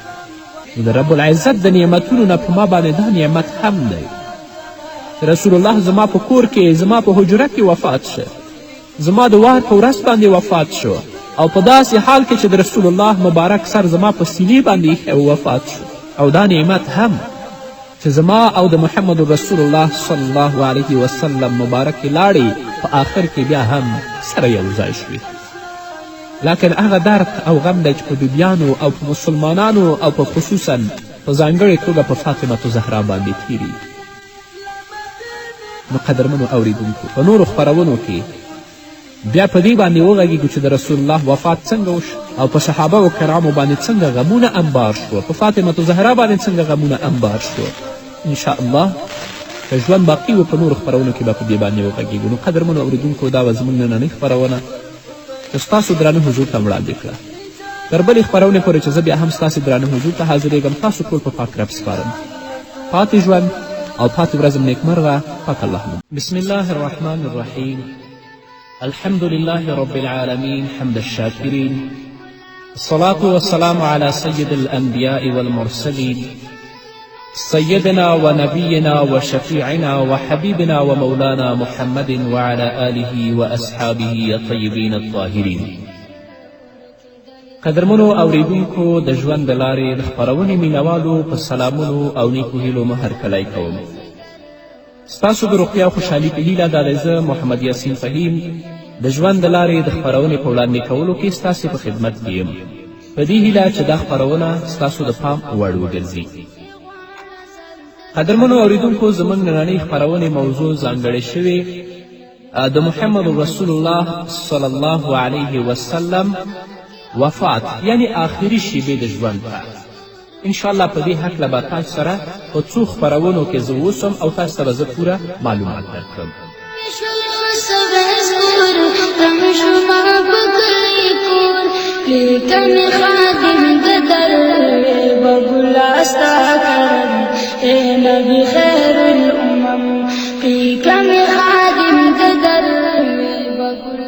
قدرمنو اوریدونکو، کله چې دعوت تکمیل شو او اسلام په خپله موقع باندې تسلط پیدا کړ، نو بیا د ژوند او د مخلوقاتو نه د رخصت کېدلو اولنۍ نښې او نښانې ښکاره کېدلې. د پیغمبر علیه السلام په ژوند د هغه شعور او احساساتو نه دا نښې راښکاره شوې او د هغه مبارک د افعالو او عباراتو او اظهاراتو نه به معلومېدلې. د هجرت په 10 کال باندې په رمضان المبارک کې محمد رسول الله صلی الله علیه وسلم 20 ورځې اعتکاف وکړ. حال دا چې پیغمبر علیه الصلاة وسلام به په نور رمضانونو کې په نورو روجو کې به صرف 10 ورځې اعتکاف کوه. او په دې کال کې چې 10 کال د هجري و، جبرائیل علیه الصلاة وسلام په پیغمبر علیه الصلاة وسلام باندې قرآن 2 وارې تکرار کړ. او په حجة الوداع کې پیغمبر علیه الصلاة وسلام داسې وفرمیل: خامخا کیدای شي چې زه د دې کال نه پس په دې ځای کې تاسو سره تر ابده ونې وینم. او پیغمبر علیه الصلاة وسلام جمرې عقبې سره و او دا یې ورته ویلې چې تاسې د خپل حج افعال زما نه زده کړئ، خصوصا زنانو ته یې دا خطاب کوه، ځکه چې د دې کال نه پس زه به بیا حج ونه کړم. دا ټولې هغه نښې نښانې وې چې د پیغمبر علیه الصلاة وسلام د عباراتو او اظهاراتو نه دا معلومېدلې چې محمد رسول الله صلی الله علیه وسلم به داعی د اجل ته لبیک وایي او دې دنیا نه به سترګې پټوي.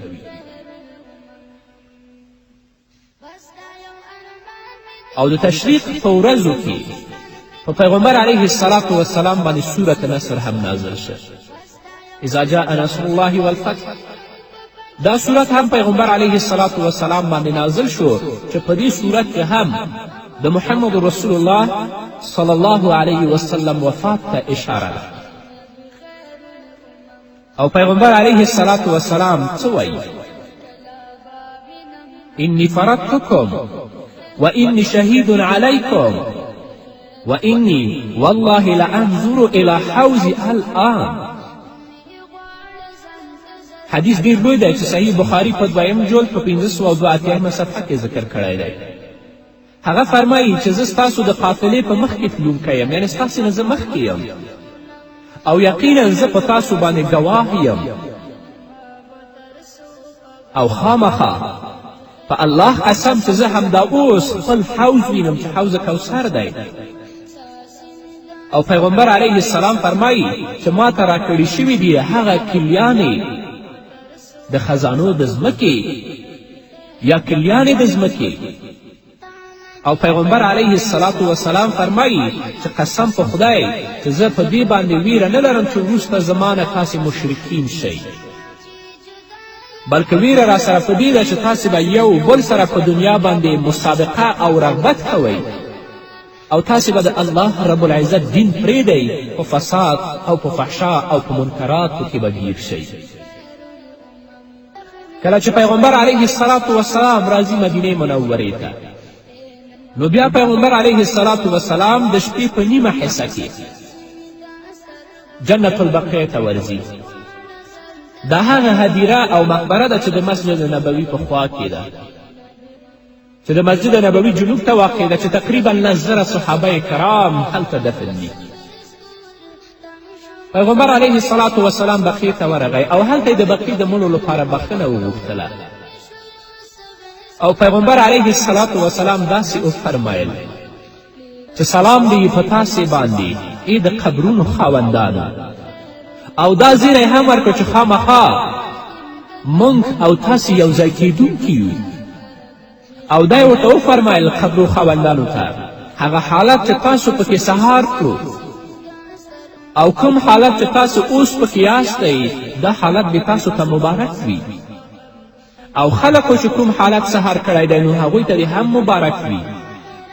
او پیغمبر علیه الصلاة والسلام داسې وفرمیل چې په دې ژوندیو او په دې قوم باندې داسې فتنې را روانې دي لکه چې کله شپې کې سخته تیاره وي، یعنې داسې فتنې دي لکه تیارو شپو غوندو شپې غوندې چې یوه بلې پسې را روانه ده، چې وروستۍ به د اولنۍ نه ډیره بده او ډیره سخته وي. هغه فتنې دي را روانې. د هجرت په 11 کال د سفر د میاشتې په 11 ورځ چې د دوشنبې ورځ وه، دا د مرض ابتدا ده د رسول الله صلی الله علیه وسلم. پیغمبر علیه الصلاة والسلام د یو جنازې دپاره جنت البقیع ته لاړه، بقیع ته لاړو جنازې دپاره. او بیا چې کله پیغمبر علیه الصلاة والسلام د بقیع نه راواپس شو، نو په لاره کې پیغمبر علیه الصلاة والسلام ته د سر درد پیدا شو. د هغه بدن مبارک داسې ګرم شو چې کومه ټوټه پیغمبر علیه الصلاة والسلام چې په هغې باندې سر تړلی و، د هغې د پاسه به هم خلقو د حرارت او د ګرمایش احساس کولو. سر یې دومره ګرم. پیغمبر علیه الصلاة والسلام مسلمانانو ته د مرض په حالت کې 11 ورځې لمونځ ادا کړ. او د سیرت کتابونه لیکي چې د پیغمبر علیه الصلاة والسلام ټول مرض 14 یا 14 ورځې دوام وکړو. وروستنۍ اونۍ چې په هغې کې محمد رسول الله د فاني دنیا نه سترګې پټوي. د پیغمبر علیه الصلاة والسلام مرض دروند او سخت شو، نو د خپلو بیبیانو نه یې داسې پوښتنه وکړه چې زه به سهار د چا کره یم، زه به سهار د چا کره یم. په مکرر شان باندې محمد رسول الله صلی الله علیه وسلم دا خبره تکراروله. نو بیا د ده په مطلب باندې بیبیانې پوه شوې، ټولو ورته اجازه ورکړه چې چیرته ستا خوښه وي نو ته هلته د خپل د مرض شپې تېرې کړه، هلته یې سهار کړه. نو د حضرت عایشې رضی الله عنها کور ته پیغمبر علیه الصلاة والسلام روان و، او د حضرت فضل بن عباس رضی الله تعالی عنه او د حضرت علی کرم الله وجهه ترمنځ روان و چې اوږې هغو دواړو نیولې او سر مبارک یې په ټوټه او په پټۍ باندې تړلی و او خپل مبارک قدمونه یې په ځان پسې راښکل. پیغمبر علیه الصلاة والسلام د بیبي عایشې رضی الله عنها کور ته داخل شو او د خپل د ژوند آخري اونۍ د هغې سره تېره کړه او حضرت عایشه رضی الله عنها فرمایي چې ما به په پیغمبر علیه الصلاة والسلام باندې دوه آخري صورتونه د قرآن او هغه دعاګانې چې ما د محمد رسول الله صلی الله علیه وسلم نه یادې کړې وې هغه به مې لوستلې او په پیغمبر علیه الصلاة والسلام به ما شک کولې او د برکت په امید به مې د خپل لاس د پیغمبر علیه الصلاة والسلام په مبارک سر او تندي باندې راښکل. دا آخري اونۍ ده چې محمد رسول الله صلی الله علیه وسلم یې بیبي عایشې رضی الله عنها سره تېروي. بیبي عایشه رضی الله عنها فرمایي چې ما سره کومه ټوټه وه نو هغه به مې په اوبو کې کېښودل، هغه به مې لمده کوله او د پیغمبر علیه الصلاة والسلام په مخ مبارک او په تندي مبارک به مې ایښودله ځکه چې حرارت د بدن د رسول الله ډېر زیات و. او چې کله به شپه شوه هغه چراغ چې زموږ په کور کې و په هغې کې تیل نه ول، نو پیغمبر علیه الصلاة والسلام په مرض حالت کې دی. بیبي عایشه هغه چراغ د خپل ګاونډي کره لیږي که تاسو سره څه تیل وي راته یې په دې کې واچوئ چې د دې په رڼا کې زه د محمد رسول الله مبارک جبین او مخ ووینم او د هغه په مبارک سر او تندي باندې هغه ټوټه او کپړه زه کېږدم تر څو چې د رسول الله صلی الله علیه وسلم د بدن حرارت او ګرمایش کم شي. دا د هغو شو د وفات نه 5 ورځې مخکې د چهارشنبې په ورځ د وفات نه 5 ورځې مخکې د بدن مبارک حرارت ډېر زیات شو او په پیغمبر علیه الصلاة والسلام باندې مرض ډېر سخت شو تر دې چې پیغمبر علیه الصلاة والسلام باندې به کله کله بېخودي او بېهوشي هم راتله، سکرات الموت. او پیغمبر علیه الصلاة والسلام ویلي و چې تاسې 7 لوټې اوبه راوړئ هغه په ما باندې واړوئ او زه به خلکو ته اوروزم او خلکو ته به د خپل آخري وصیت وړاندې کړم. نو پیغمبر علیه الصلاة والسلام په یو لوی لوښي کې کښېناست او هغه اوبه چې پیغمبر علیه الصلاة والسلام ویلې وې نو هغه اوبه یې راوړې په محمد رسول الله صلی الله علیه وسلم باندې واړولې تر دې چې پیغمبر علیه الصلاة والسلام وفرمایل چې اوبه نورې بس دي او په دې اوبو باندې د پیغمبر علیه الصلاة والسلام مرض هم سپک شو.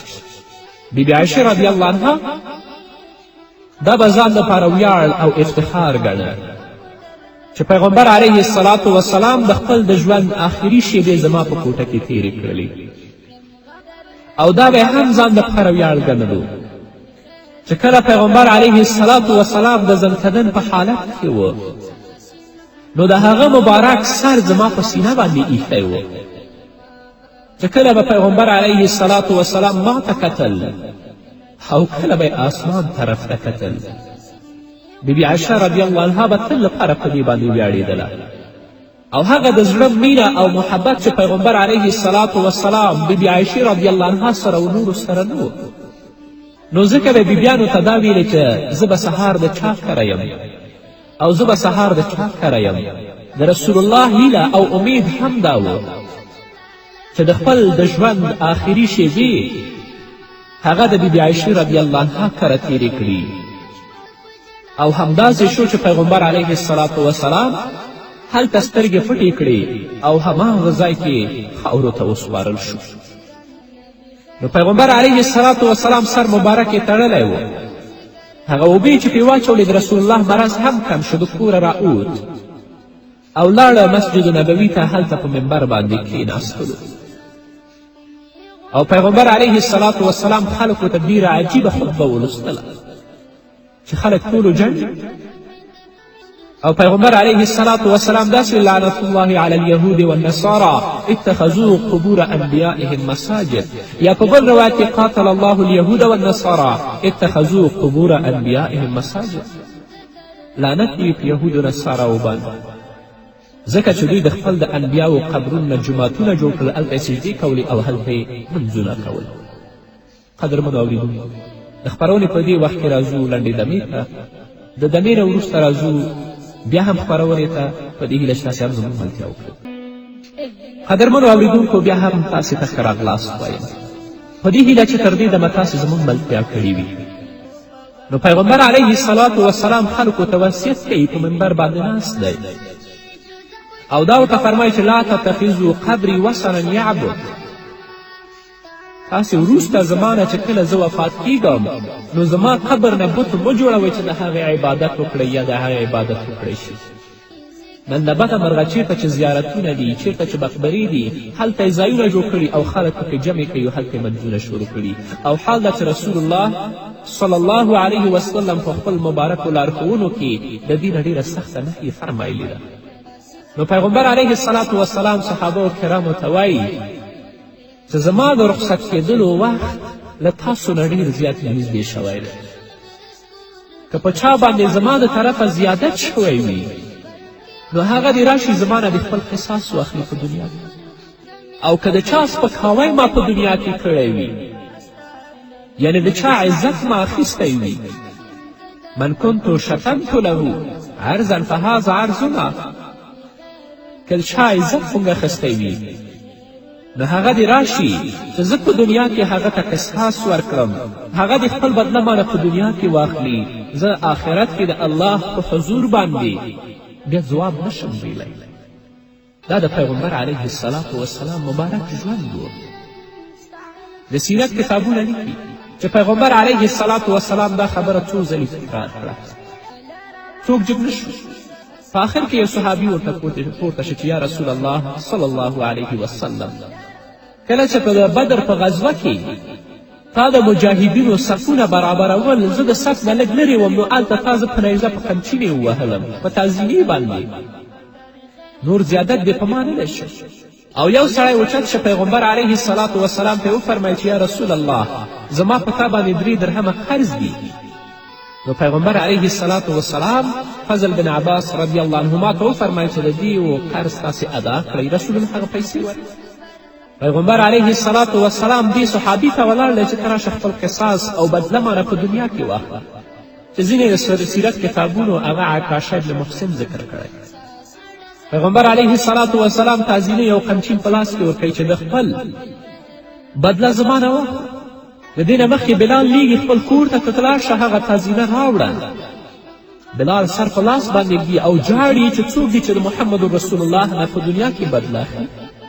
هغه صحابي ته یې په لاس کې ورکړي. هغه وایي یا رسول الله چې کله تا زه وهلی یم زما په بدن باندې کمیس نه و.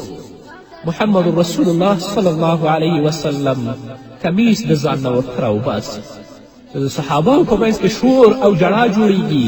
ابابکر، عمر او عثمان ورته پورته کیږي چې دا زموږ بدن دی، ته بدله زموږ نه واخله، د محمد رسول الله نه یې نشي. رسول الله ورته قد عرف الله مکانکم، الله ستاسې ځای پېژندلی دی. زیاتی زما لخوا شو. کله محمد رسول الله صلی الله علیه وسلم د خپل مبارک کمیس لرې کوي، هغه صحابي محمد رسول الله په خپل غیږ کې نیسي او د رسول الله مبارک هغه د نبوت مهر ښکلوي او دا وایي یا رسول الله هغه به کومه ژوند چې چا نه بدله واخلي. زما یوازینۍ هیله په دنیا کې دا وه چې زما بدن ستا سره ولګیږي، چې الله ما ته بښنه وکړي. نو محمد رسول الله وایي هغه څوک چې غواړي په دنیا کې جنتي سړی وګوري نو دې صحابي ته دې وکړي. وروسته د دې نه پیغمبر علیه الصلاة والسلام د انصارو په متعلق یعنې د مدینې د خلکو په هکله فرمایي چې انصار زما زړه او جګر دي او دوی خپل حق ادا کړی دی، هغه حق چې په دوی باندې و. او پیغمبر علیه الصلاة والسلام مسلمانانو ته او صحابه کرامو ته فرمایي چې تاسې دوی سره نیکي کوئ او د دوی نیکي ومنئ کوم احسان چې په تاسو باندې کړی دی او د دوی د بدو کارونو نه تاسې تیر شئ. او په بل روایت کې داسې راغلي چې رسول الله وفرمایل چې نور خلکو کې به ډېر زیادت راځي او انصار په کمیدو دي، تر دې چې انصار به د مالګې په شان شي، هغه مالګه چې خلک یې په خوړو کې اچوي. نو د انصارو د نیکوکارانو نیکي قبوله کړئ او د بدکارو څخه یې تیر شئ.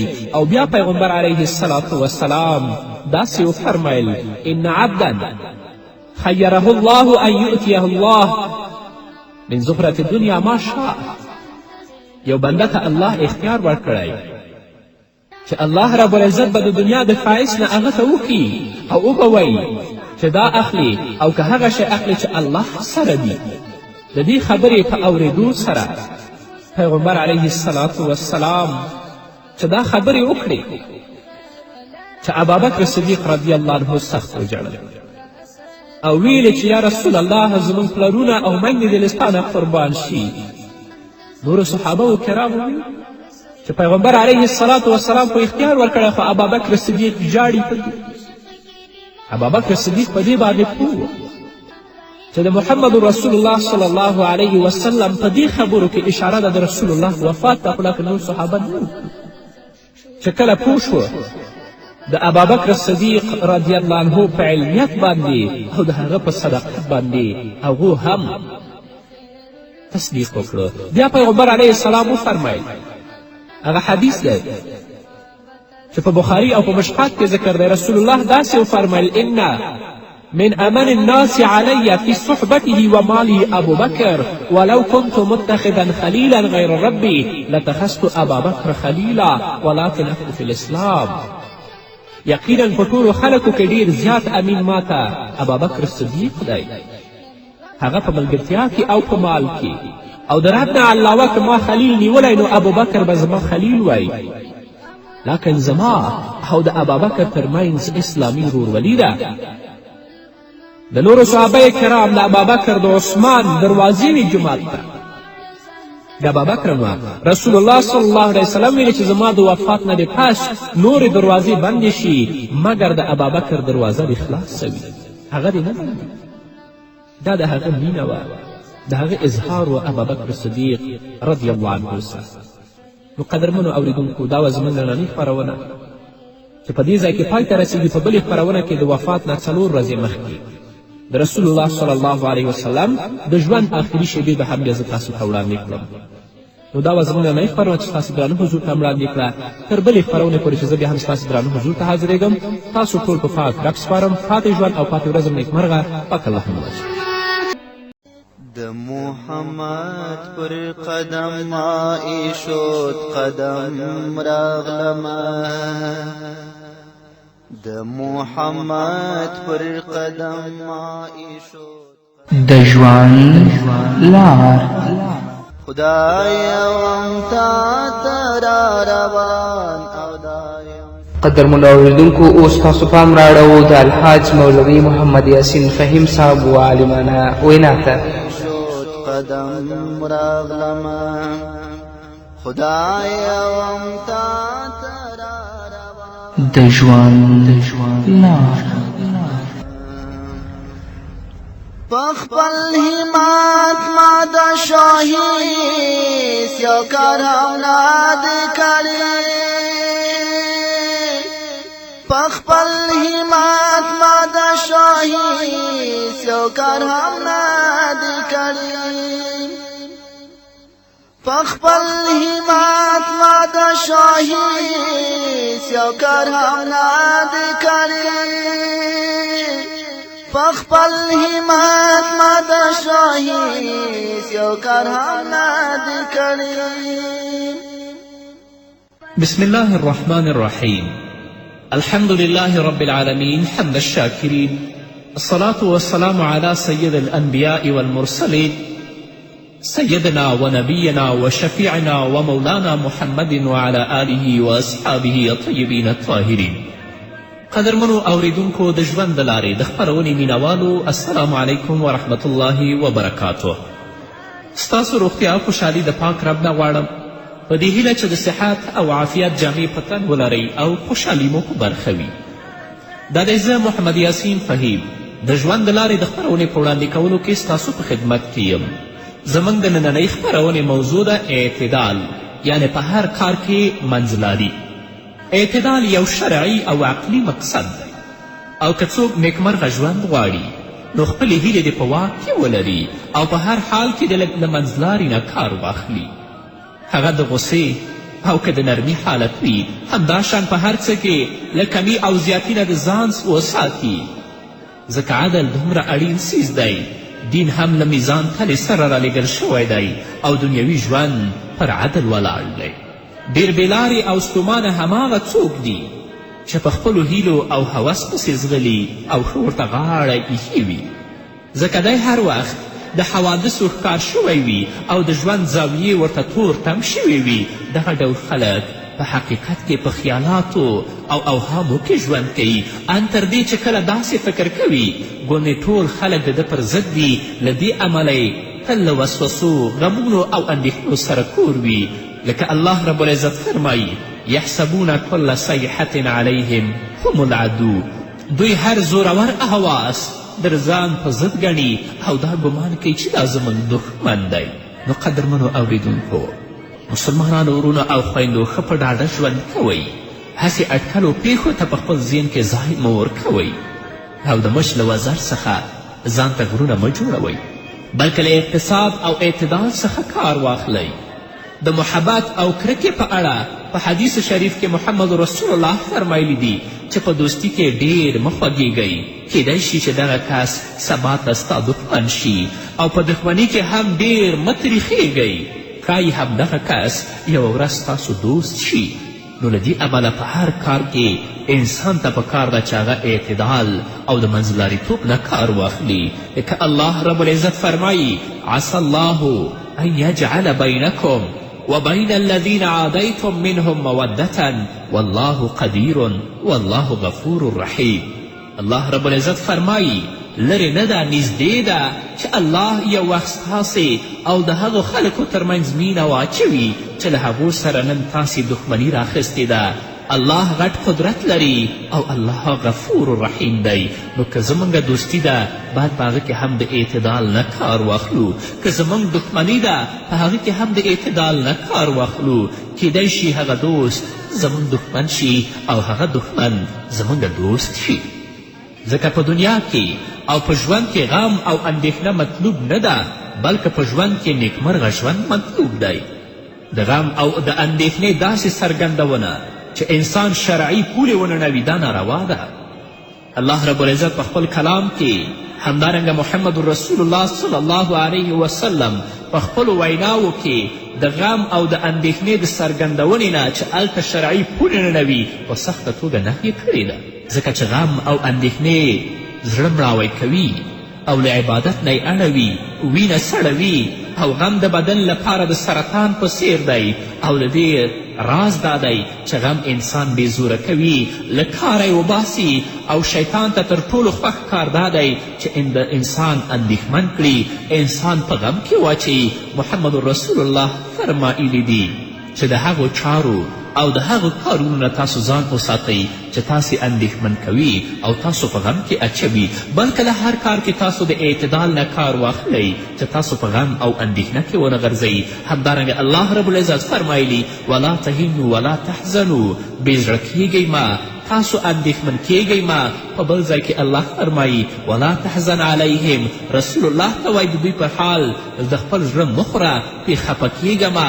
په بل ځای کې الله وایي لا تحزن ان الله معنا، مه خفه کیږه الله زموږ سره دی. همدارنګه په بل ځای کې الله فرمایي فلا خوف علیهم ولا هم یحزنون، په دوی به یعنې په مسلمانانو به د قیامت په ورځ کې هیڅ خوف او ویره نه وي او نه به دوی غمجن وي. نو وګورئ قدرمنو اوریدونکو، شریعت د یو مسلمان د خوښي او ناخوښي په پابلیوي فرمایي که په یو مجلس کې 3 کسه ناست وي نو 2 کسه دې په خپل منځ کې پټې خبرې نه کوي، هسې نه چې په دې سره د 3یم کس زړه ته څه خبره راشي او هغه په اندېښنه کې پرېوځي. خفګان مطلوب او مقصود نه دی او نه پکې څه ګټه شته. د اسلام ستر پیغمبر محمد رسول الله صلی الله علیه وسلم له غم څخه په دې ټکیو کې پناه غوښتې ده. د الله نه فرمایي اللهم انی اعوذ بک من الهم والحزن، ای الله له غم او اندېښنې څخه تا ته پناه دروړم، ای الله له غم او اندېښنې څخه تا ته پناه دروړم. نو غم او اندېښنه مطلوب نه ده، په دنیا کې نیکمرغه ژوند مطلوب دی. په هر کار کې د اعتدال او د توسط نه کار واخلئ. هیله ده چې الله رب العزت د ستاسو د سر نه غمونه او اندېښنې لرې کړي. په هر صورت انسان باید په یو ډول ځان پر غم او اندېښنو لاسبری وساتي او الله مکړه که کوم غم سره مخ شي نو په دې تدبیر سره له هغې نه ځان خلاصول پکار دي. ځکه جنتیان چې کله الله رب العزت جنت ته داخل کړي نو هغوی به په جنت کې داسې وایي الحمدلله الذي اذهب عنا الحزن. هغه ذات د ستاینې وړ دی چې غم او اندېښنه یې له موږ څخه لرې کړه. او دا د دې دلیل دی چې هغوی په دنیا کې ارومرو غمجن او اندېښمن شوي ول. همداشان د یو نیک کار په پاتې کېدو غمجن کېدل ښه کار دی، خو د الله په نافرمانی کې د پریوتلو له امله چې کله انسان غمجن کیږي نو دا هم د دې خبرې دلیل دی چې د دغه کس زړه لا ژوندی دی. ځکه پر ګناه خفه شو او د مؤمن هیڅ خفګان بې ځایه نه ځي، بلکې په هره اندېښنه د مؤمن ګناهونه بخښل کیږي. خو د دې دا معنا نه ده چې انسان دې غمونه وغواړي یا غمونه عبادت وګڼلی شي، او یا اسلام د دې خبرې سپارښتنه کړې ده چې تاسې له الله څخه غمونه وغواړئ. ځکه که داسې وایي نو محمد رسول الله به خپل ټول ژوند په غمونو او اندېښنو کې تیر کړی وی، خو هسې نه دی شوی، بلکې د هغه سینه ډیره پراخه، تل پر شونډو مسکا خپره وه، خوښ او نیکمرغه و. له دې امله موږ او تاسې ته هم پکار ده چې د ځان لپاره خوښي وپلټو او له الله رب العزت څخه ښه ژوند وغواړو. کومه غم او اندېښنه چې تا ته راځي الله رب العزت به په هغه باندې تا ته اجر و ثواب درکوي، په دې کې شک نشته. او انسان نه چې کله نیک کار پاتې کیږي چې په هغه باندې دا غمجن کیږي، او چې کله ګناه ورڅخه کیږي په هغه باندې غمجن کیږي، دا د اسلام او د مسلمانیت نښه ده. خو دا د دې معنا نه ده چې تل لپاره دی دا د الله نه په ژوند کې غمونه غواړي، دا نه، بلکې د الله نه به په خپل ژوند کې ته نیکمرغه ژوند غواړي. حافظ ابن حجر رحمه الله په خپل کتاب منبهات کې یو حدیث را نقل کوي چې محمد رسول الله صلی الله علیه وسلم یوه ورځ د صحابهو یوې ټولۍ ته ورغی. صحابه کرام ناست وو. رسول الله ته یې پوښتنه وکړه چې په څه حال کې مو سبا که، یعنې سهار په تاسو باندې څنګه راغی؟ صحابه کرامو رسول الله ته عرض وکړه چې د ایمان په حالت کې موږ سهار که. رسول الله ته یې پوښتنه وکړه چې ستاسې د ایمان څه نښه ده؟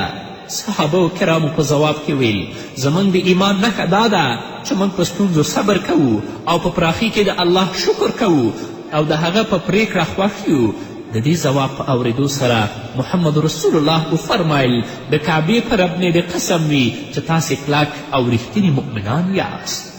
نو مسلمان ته په هر وخت کې په هر کار کې اعتدال پکار دی چې د الله په نعمتونو باندې شکر ادا کړي، د الله په پریکړه باندې خوښ وي او همدارنګه کومه ستونزې او تکلیفونه چې دوی ته رسیږي په هغو باندې دوی صبر وکړي. حضرت عبدالله ابن عباس رضی الله عنهما فرمایي چې ما د وهب بن منبه نه پوښتنه وکړه چې ته خو آسماني کتابونه مطالعه کوې، آیا په کوم کتاب کې د اندېښنو د لمنځه وړلو کومه په زړه پورې نسخه تر سترګو شوې چې داسې یوه دعا وي چې د سختې اندېښنې پر مهال موږ هغه دعا ولولو او زموږ اندېښنې او غمونه له منځه ویسي؟ هغه ورته ویلې هو دا دعا ده: اللهم إني أسألك يا من يملك حوائج السائلين ويعلم ضمير الصامتين فإن لكل مسألة منك سمعا حاضرا وجوابا عتيدا ولكل صامت منك علما محيطا باطنا مواعيدك الصادقة وأياديك فاضلة ورحمتك الواسعة أن تفعل بي. ده هغه دعا ده که انسان د غم په حالت کې ولولي، یا دا دعا چې لا اله الا الله العظیم الحلیم، لا إله إلا الله رب العرش العظيم، لا إله إلا الله رب السماوات ورب الأرض ورب العرش الكريم، يا حي يا قيوم، لا إله إلا أنت برحمتك أستغيث. چې څومره اندېښنه او څومره غم په دې باندې الله رب العزت به ترې ختموي، خو دا په دې شرط چې موږ په هر کار کې اعتدال نه کار واخلو، که هغه د خوشحالۍ وخت وي او که هغه د اندېښنې او د غم حالت وي. که موږ او تاسو د محمد رسول الله صلی الله علیه وسلم ارشادات مطالعه کړو، په هر ځای کې رسول الله صلی الله علیه وسلم موږ ته دا وایي ستاسو د اعتدال او د منځلارې نه کار اخلئ. همدارنګه د الله رب العزت وینا هم دا ده که د خوشحالي حالت وي نو هلته به دومره خوشحالي نه کوي چې د الله رب العزت په قهر و غضب کې گرفتاره شي، که تا باندې د غم او د اندېښنې حالت وي، هلته به دومره هم فریاد نه کوې چې الله د تا نه ناراضه شي، بلکې په هر وخت کې په خپل خولې او په خپلو شونډو باندې مسکا ساته. مسکا او تبسم د غم علاج او د ټپي زړونو مرهم دی، او دا د روح په سوکالي او د زړه په خوښي کې ستره ونډه لري. د هغه چا په شونډو باندې چې مسکا وي، د هغه روح به خوشحاله وي، د هغه زړه به خوشحاله وي. د اسلام ستر پیغمبر محمد رسول الله صلی الله علیه وسلم په شونډو به همیش مسکا پرته وه، ان تر دې چې د محمد رسول الله صلی الله علیه وسلم مبارک غاښونه به ځینې وخت د رسول الله په مسکا کې ښکاره کېدل. خو په خندا کې له اسراف څخه کار اخیستل نه دي پکار، ډېره خندا هم نه ده پکار، ځکه په کړس خندا زړونه وژني. نو له توسط او منځلاري څخه کار واخله. له خپل مسلمان ورور سره په مسکا مخ کېدل دا په خپله صدقه ده، او په چا پورې خندل او هغه پورې ملنډې کول بیا دا ډېره سخته ګناه ده. خوشمزاجه انسان نه یوازې د ځان په ګټه وي، بلکې خپل او خپلوال هم ورسره خوشحاله وي. داسې کس د کار وړتیا لري او له نورو سره ښه چلند کوي. یعنې خوشمزاجه انسان چې هغه په خپل ژوند کې د توسط او د اعتدال نه کار اخلي، هغه تل لپاره خوشحاله وي، او دا کس د کار وړتیا هم لري او له نورو سره ښه چلند هم کوي. نو قدرمنو اوریدونکو، تل لپاره په خپل ژوند کې کوشش کوئ چې خوشمزاجه اوسئ او نیک اخلاق خپل کړئ، او په خپلو کړنو کې تل لپاره له توسط او د اعتدال نه کار اخلئ. تندخویه او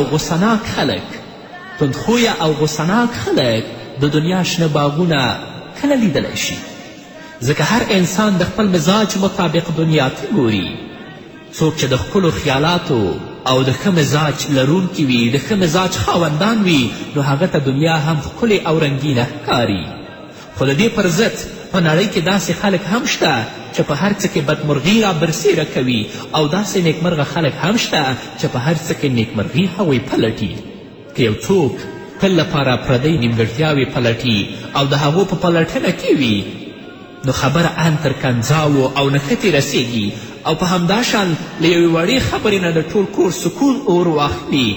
ځینې خلک داسې هم وي چې د یو چا له خبرې سم مفهوم نشي اخیستلی، چې له دې امله خپله هم اندېښمن او د نورو پاره هم د سر درد شي، ځکه د ده خپل ژوند تنګ وي، نو نه غواړي چې په بل چا پورې هم ژوند وکړي. او په داسې خلکو کې د شر او فساد د ډیرولو وړتیا هم شته. دوی د شر له یو وړوکي زړي نه لویه اونه جوړوي او هیڅ د خیر لور ته پام نه اړوي، ځکه تل لپاره دوی په افراط کې وي، د توسط او د اعتدال نه کار نه اخلي. ژوند یو فن دی چې زده کړې ته اړتیا لري. ځینې خلک دنیوي مال او متاع ته بلا ډیر ارزښت ورکوي، خو ژوند ته له سره په غړېدلو سترګو نه ګوري، ځکه د دوی په زړونو او د دوی په مغزونو کې دې خبرې ته ځای ورکړی شوی چې کله شتمن شي نو ټولې خوښي به دې پخپله در په برخه شي. سره له دې چې دوی تېروتي دي، ځکه تاسې به ډېر داسې شتمن لیدلی وي چې د خوب په ارمان وي. نو که په شتمنتوب باندې سکون وای، په هغه کې خوښي وای، نو هغه شتمنو ته خو به خوب ورغلی وای، تر څو چې هغوی د خوب 4-5 ګولۍ وانهچوي، هغو ته خوب نه ورځي. نو په هر کار کې د اعتدال او د توسط نه کار اخلئ. الله به نیکمرغه ژوند تاسو ته نصیب کړي. بیا هم مه خفه کیږئ. که څه هم له ستونزو سره په مخ کېدو خفه کېدل د فطرت غوښتنه ده، چې یو انسان ستونزې سره مخ کیږي، فطرت یې دا تقاضا کوي چې باید خفه شي، خو خفګان پر ځان مه ناصبرې کوئ، ځکه چې پرون دې غم او اندېښنه وازمایله، څه ګټه یې در ورسوله؟ که د چا زوی په امتحان کې کامیابه نشي، ناکامه شي، نو آیا په خفه کېدو سره هغه کامیابېدلی شي؟ که د چا پلار مړ شوی، هغه تل لپاره خفګان کوي او د خپل د زړه مشغولتیا یې خفګان ګرځولی وي، نو آیا هغه به پرې راژوندی شي؟ او چا چې تاوانونه کړي په مادیاتو کې، آیا دا خفګان به یې تاوان بیرته راډک کړي؟ نه. نو خفه کیږئ مه، ځکه پرون پر یو مصیبت خفه شوې، نن ورڅخه مصیبتونه جوړ شول، په بېروزلتوب خفه شوې، لا دې په سر زیات کړل او لا دې دښمن پر ځان خوشحاله او په ځان پورې دې وخندوه. نه، صبر وکړه، د الله نه د هغه ښه بدل وغواړه. نو په مصیبت کې خفه کیږه مه، په خوشحالي کې د حد نه مه اوځه چې الله رب العزت د ستا نه ناراضه نشي. تل لپاره په خپل ژوند کې په خپل کړنو کې له اعتدال نه کار اخله، ځکه که تل لپاره ته په خفګان کې ژوند کوې، ځکه چې خفګان به درته له خوږو اوبو نه زهر له ګلابو نه به درته مړغونی او له بڼ څخه به درته دښته جوړه کړي او ژوند به دې لا پسې تریخ کړي. نو خفکیږه مه. په داسې حال کې چې 2 سترګې، 2 غوږونه، 2 پښې، 2 لاسونه او داسې نور بدني غړي لرې، په بدن روغ، په جامه پټ، په سوله ییز چاپېریال کې ژوند کوي، نو بیا فبأي آلاء ربکما تکذبان. نو تاسې به د خپل رب کوم نعمتونه دروغ وګڼئ. شکر وباسه. په خوشحالي کې هم د حد نه مو اوزه او په خفګان کې هم له حد نه مو اوزه. توسط او منځلاري او اعتدال ځان ته غوره کړه. ځکه رسول الله صلی الله علیه وسلم فرمایلی دي کله چې یو څوک غمجن شي او دا دعا ولولي نو الله رب العزت به ترې غم لرې کړي او پر ځای به یې خوښي ور په برخه کړي. هغه دا دعا ده چې محمد رسول الله موږ ته راښودلې ده. اللهم انی عبدک ابن عبدک ابن امتک ناصیتی بیدک ماض فی حکمک عدل فی قضاؤک أسألك بكل اسم هو لك سميت به نفسك وأنزلته في كتابك وعلمته أو علمته أحدا من خلقك واستأثرت به في علم الغيب عندك أن تجعل القرآن ربيع قلبي ونور صدري وجلاء حزني وذهاب همي وغمي. په داسې حال کې چې پر خپل دین باور لري، د استوګنې لپاره کور لري، د خوراک څښاک لپاره خواړه او اوبه لري، په زړه پورې جامې او د ډاډمني لپاره په کور کې اهل او اولاد لري، نو بیا په څه باندې خفه کیږي؟ بلکې تل کوشش کوه چې په غم او اندېښنه کې الله له تا نه خوشحاله شي. په خوشحالي کې افراط مه کوه چې الله د تا نه ناراضه نه شي. نو قدرمنو اوریدونکو، مسلمانانو ورونو او خویندو، مسلمانانو ته دا پکار ده چې په خپل هر کار کې هغوی ځان لپاره توسط او اعتدال غوره کړي. د خپل په لنډ ژوند کې، خپل محدود ژوند کې د الله رضا ولټوي. هم په خوشحالي کې د الله رضا ولټوي، هم په اندېښنه او په غم کې د الله رضا ولټوي. د الله په تکلیفونو چې الله تا ته تکلیفونه درکړي، په تا یې مصیبتونه او ستونزې راوستې دي، په هغه باندې انسان باید صبر وکړي او د هغه نعم البدن د الله نه وغواړي او هغه نعمتونه چې الله په تا کړي دي، هغه خوشحالیانې، هغه سرور چې الله په تا باندې راوستی، په هغه کې د الله شکر وباسه. دا ده چې په خوشحالي کې له افراط نه کار واخلي او په مصیبت کې هم له افراط نه کار واخلي. په دواړو ځایونو کې ځان د الله د غضب او د لعنت مستحق وګرځئ. نه، د خپل ژوند په ټولو کړنو کې او د ژوند په ټولو چارو کې له اعتدال او توسط نه کار واخله. که هغه د غم حالت وي، که هغه د خوشحالي حالت وي، چې الله رب العزت له تا نه ناراضه نه شي، الله درنه راضي شي. او د مسلمان یوازینی مقصود هم څه ده؟ د الله رضا ده. نو د الله رب العزت نه ځان لپاره، تاسو لپاره، د ټولو مسلمانانو لپاره د نیکو د اعمالو توفیق غواړم چې الله زموږ نه راضي شي. نو قدرمنو اوریدونکو، دا به زموږ نننۍ خپرونه چې ستاسو درانه حضور ته وړاندې کړه. تر بلې خپرونې پورې چې زه بیا هم ستاسو درانه حضور ته راځم، تاسو ټول په پاک رب سپارم. پاتې ژوند او پاتې ورځم نیکمرغه. الله مو مل شي. چې تا ته راغلم نو دا هم ستا په کرم راغلمه، چې تا ته راغلم نو دا هم ستا په کرم راغلمه.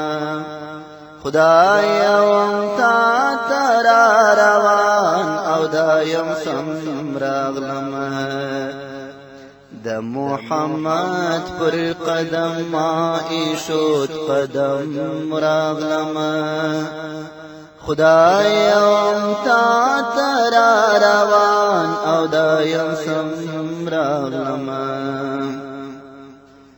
لخوشحالیو سره زه له تا ډېر لرې ولاړم،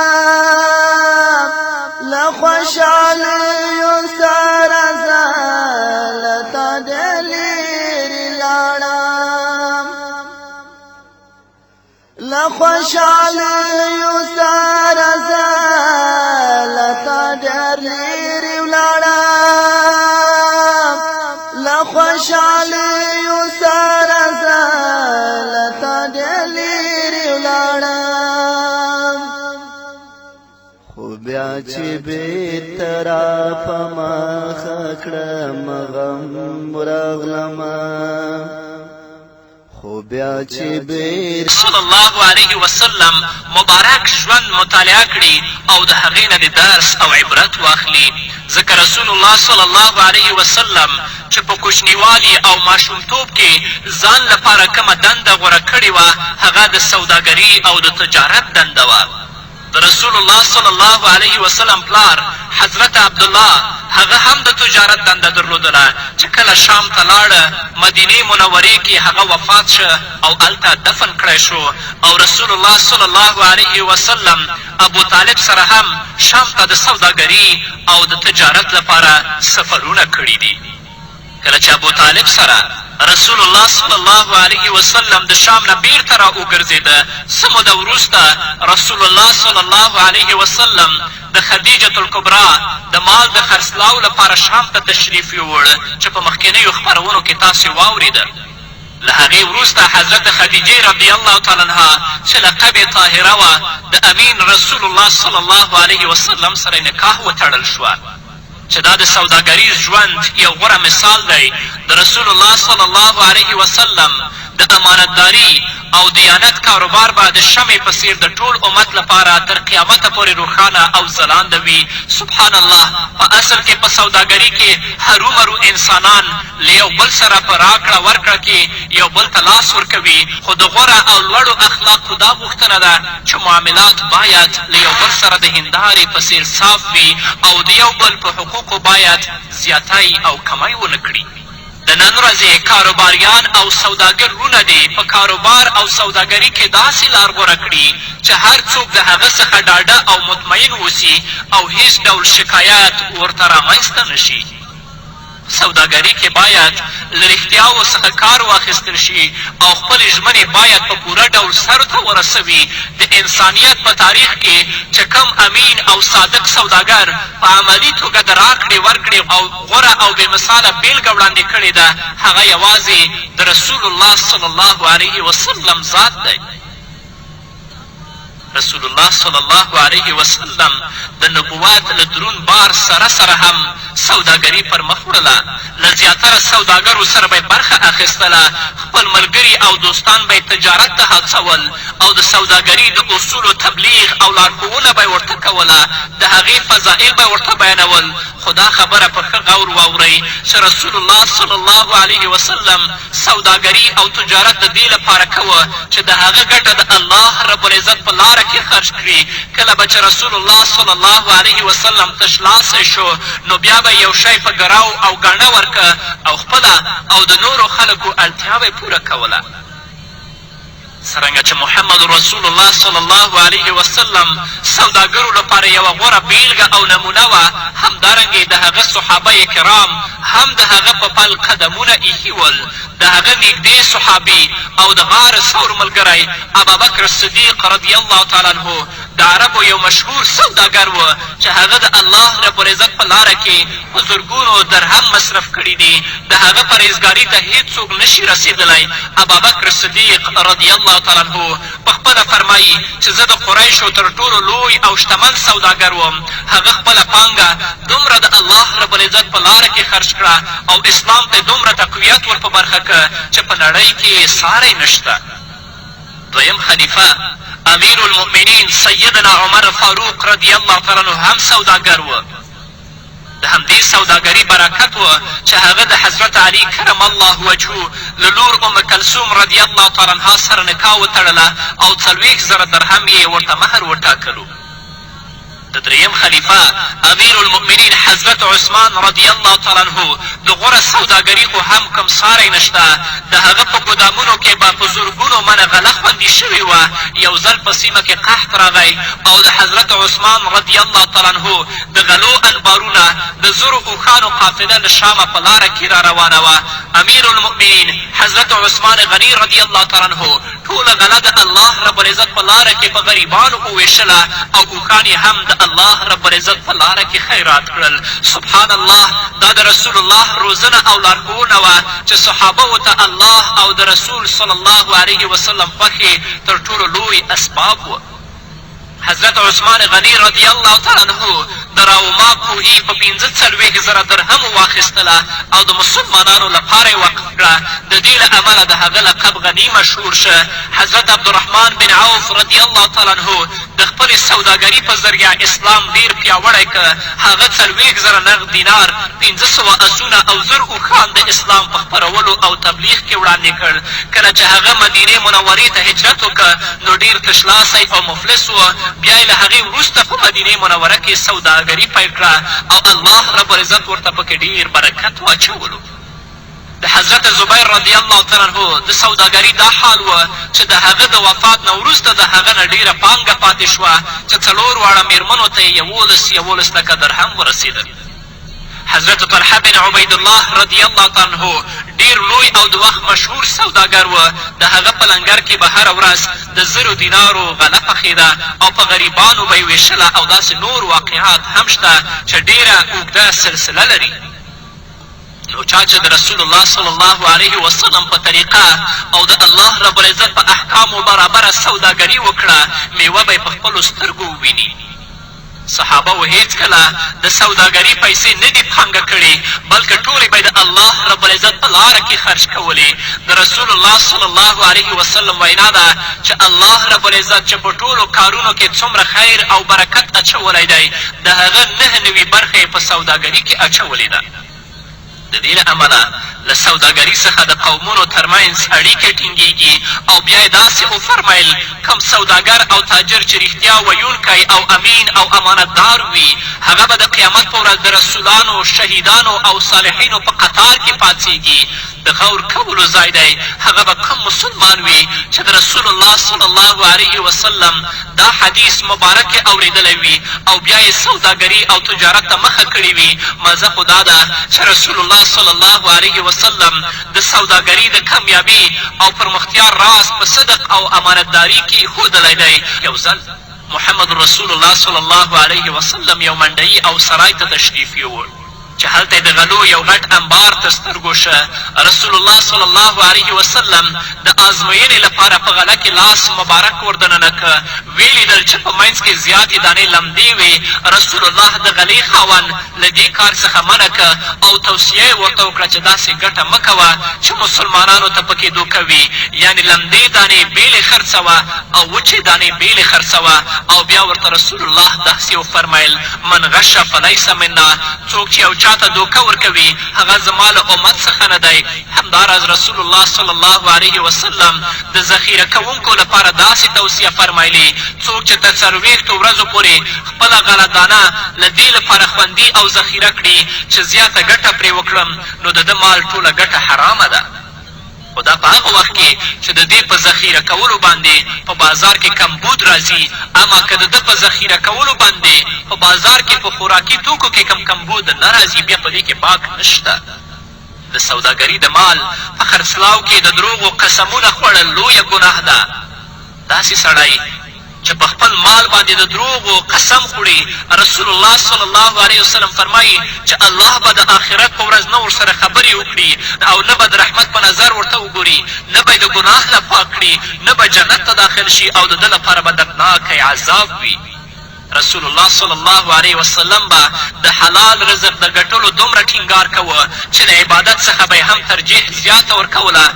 په اسلام کې د حلال روزي ګټل هم عبادت دي. له دې څخه په زغرده څرګندېږي چې په اسلام کې بیکاري او سستي څومره لوی عیب دی. رسول الله موږ مسلمانانو ته د حلال روزي، کسب او سوداګري څومره ښکلې او سپېڅلې طریقې راښودلې دي چې د خپل ګټل شوي مال څخه په خپلو اولادونو خرج کوو او د کونډو او یتیمانو او بېوزلو خلکو سره مرسته وکړو. موږ ته یې دا پاکه ښوونه او روزنه هم راکړې چې په محنت او مزدوري سره یې په خپلو لاسونو وګټئ او بیا یې په نورو وخورئ، نه دا چې په بل څوک یې وګټي او تاسې وخورئ. یو ځل رسول الله صلی الله علیه وسلم د څو صحابو کرامو سره ناست و چې یو صحابي وړاندیز وکړه چې فلانکی سړی د ورځې روژه نیسي او د شپې د الله عبادت کوي او د چا سره هیڅ کار نه لري. نبي کریم صلی الله علیه وسلم ورته وفرمیل هغه خوراک او څکاک او جامه د کوم ځایه کوي؟ صحابي ورته وړاندیز وکړه چې د هغه یو بل ورور دی چې د ورځې څه ګټه کوي نو دوی ته هم ورکوي. رسول الله دا خبره واورېده نو ویې فرمیل اخوه افضل منه، د هغه ورور چې هغه کاروبار کوي له ده څخه چې د ورځې روژه نیسي او شپې عبادت کوي ډېر غوره دی. رسول الله صلی الله علیه وسلم فرمایي څوک چې حرام مال ګټي په دې مال کې هیڅ خیر او برکت نشته پرته له رسوایي څخه. اسلام چې د سوداګرۍ په کومو اصولو زور اچوي او رسول الله چې په خپله د هغې بېلګه وړاندې کړې په هغې کې دیانت، امانت او ښه اخلاق تر ټولو لومړی شرط دی. رسول الله صلی الله علیه وسلم تول او ناب کوونکو ته داسې فرمایلی دي چا چې په ناب او په تول کې کمای وکړه نو د وړاندینیو خلکو په څیر به هلاکیږي. د رسول الله صلی الله علیه وسلم اشاره د شعیب علیه السلام د قوم لور ته ده چې دوی په تول کې کمای کولو الله رب العزت پرې عذاب نازل که او په زلزله یې ټول هلاک کړل او داسې نابود شول چې نوم او نښان یې پاتې نه شو. رسول الله صلی الله علیه وسلم سوداګران په یو مال کې د دروغو او دوکو څخه منع کړي دي او بیا یې د نوکرانو، مامورینو او نورو کارکوونکو آداب هم موږ ته راښودلي دي. که تاسې یوې ادارې، دولت او یا یو سړي سره کار کوئ نو ستاسو دا دنده ده چې په پوره اخلاص او توان سره خپل کار سرته ورسوئ. له کومې ادارې سره چې کار کوئ باید د هغوی د جایزو سپارښتنو او اصولو درناوی وکړئ. الله داسې کارکوونکو ته چې له خیانت، رشوت او غلا څخه پاک وي له حده زیات اجرونه ورکوي او که د دې پر ضد کار کوي نو الله رب العزت به ترې د ذرې ذرې هومره حساب او پوښتنه کوي. د ادارې مشر، رئیس او یا څښتن ته یې دا حکم کړی دی چې په خپلو کارکوونکو له وس او توان څخه زیات کار مه کوئ او دوی دومره بوج او بار واچوئ چې اوچتولی شي. څه شی چې تاسې خورئ په هماغه څېر خوراک کارکوونکو ته هم ورکوئ. لنډه دا چې قدرمن اورېدونکو رسول الله صلی الله علیه وسلم په هره معامله او کاروبار کې د نړۍ لپاره بېسارې بېلګه وړاندې کړې. الله دې له موږ سوداګرو، مامورینو، مشرانو، کارکوونکو، وزیرانو څخه همداسې کار واخلي. نو د نن ورځ سوداګر مشران دې راشي د رسول الله صلی الله علیه وسلم ټولنیز او سوداګریز ژوند یې مطالعه کړي د هغه نه د درس او عبرت واخلي چې رسول الله صلی الله علیه وسلم له څه لپاره ګټله او په کومې لار کې مصرف کوله. خو نن ورځ زموږ سوداګر وروڼه البته اکثره په دروغو، په قسمونو، په دوکو باندې مال ګټي او هغه پانګه کوي. د غریبانو، د مسکینانو او د فقراو د حال نه خبر نه دي. دا مال به دوی لپاره په آخرت کې د لعنت توق وي.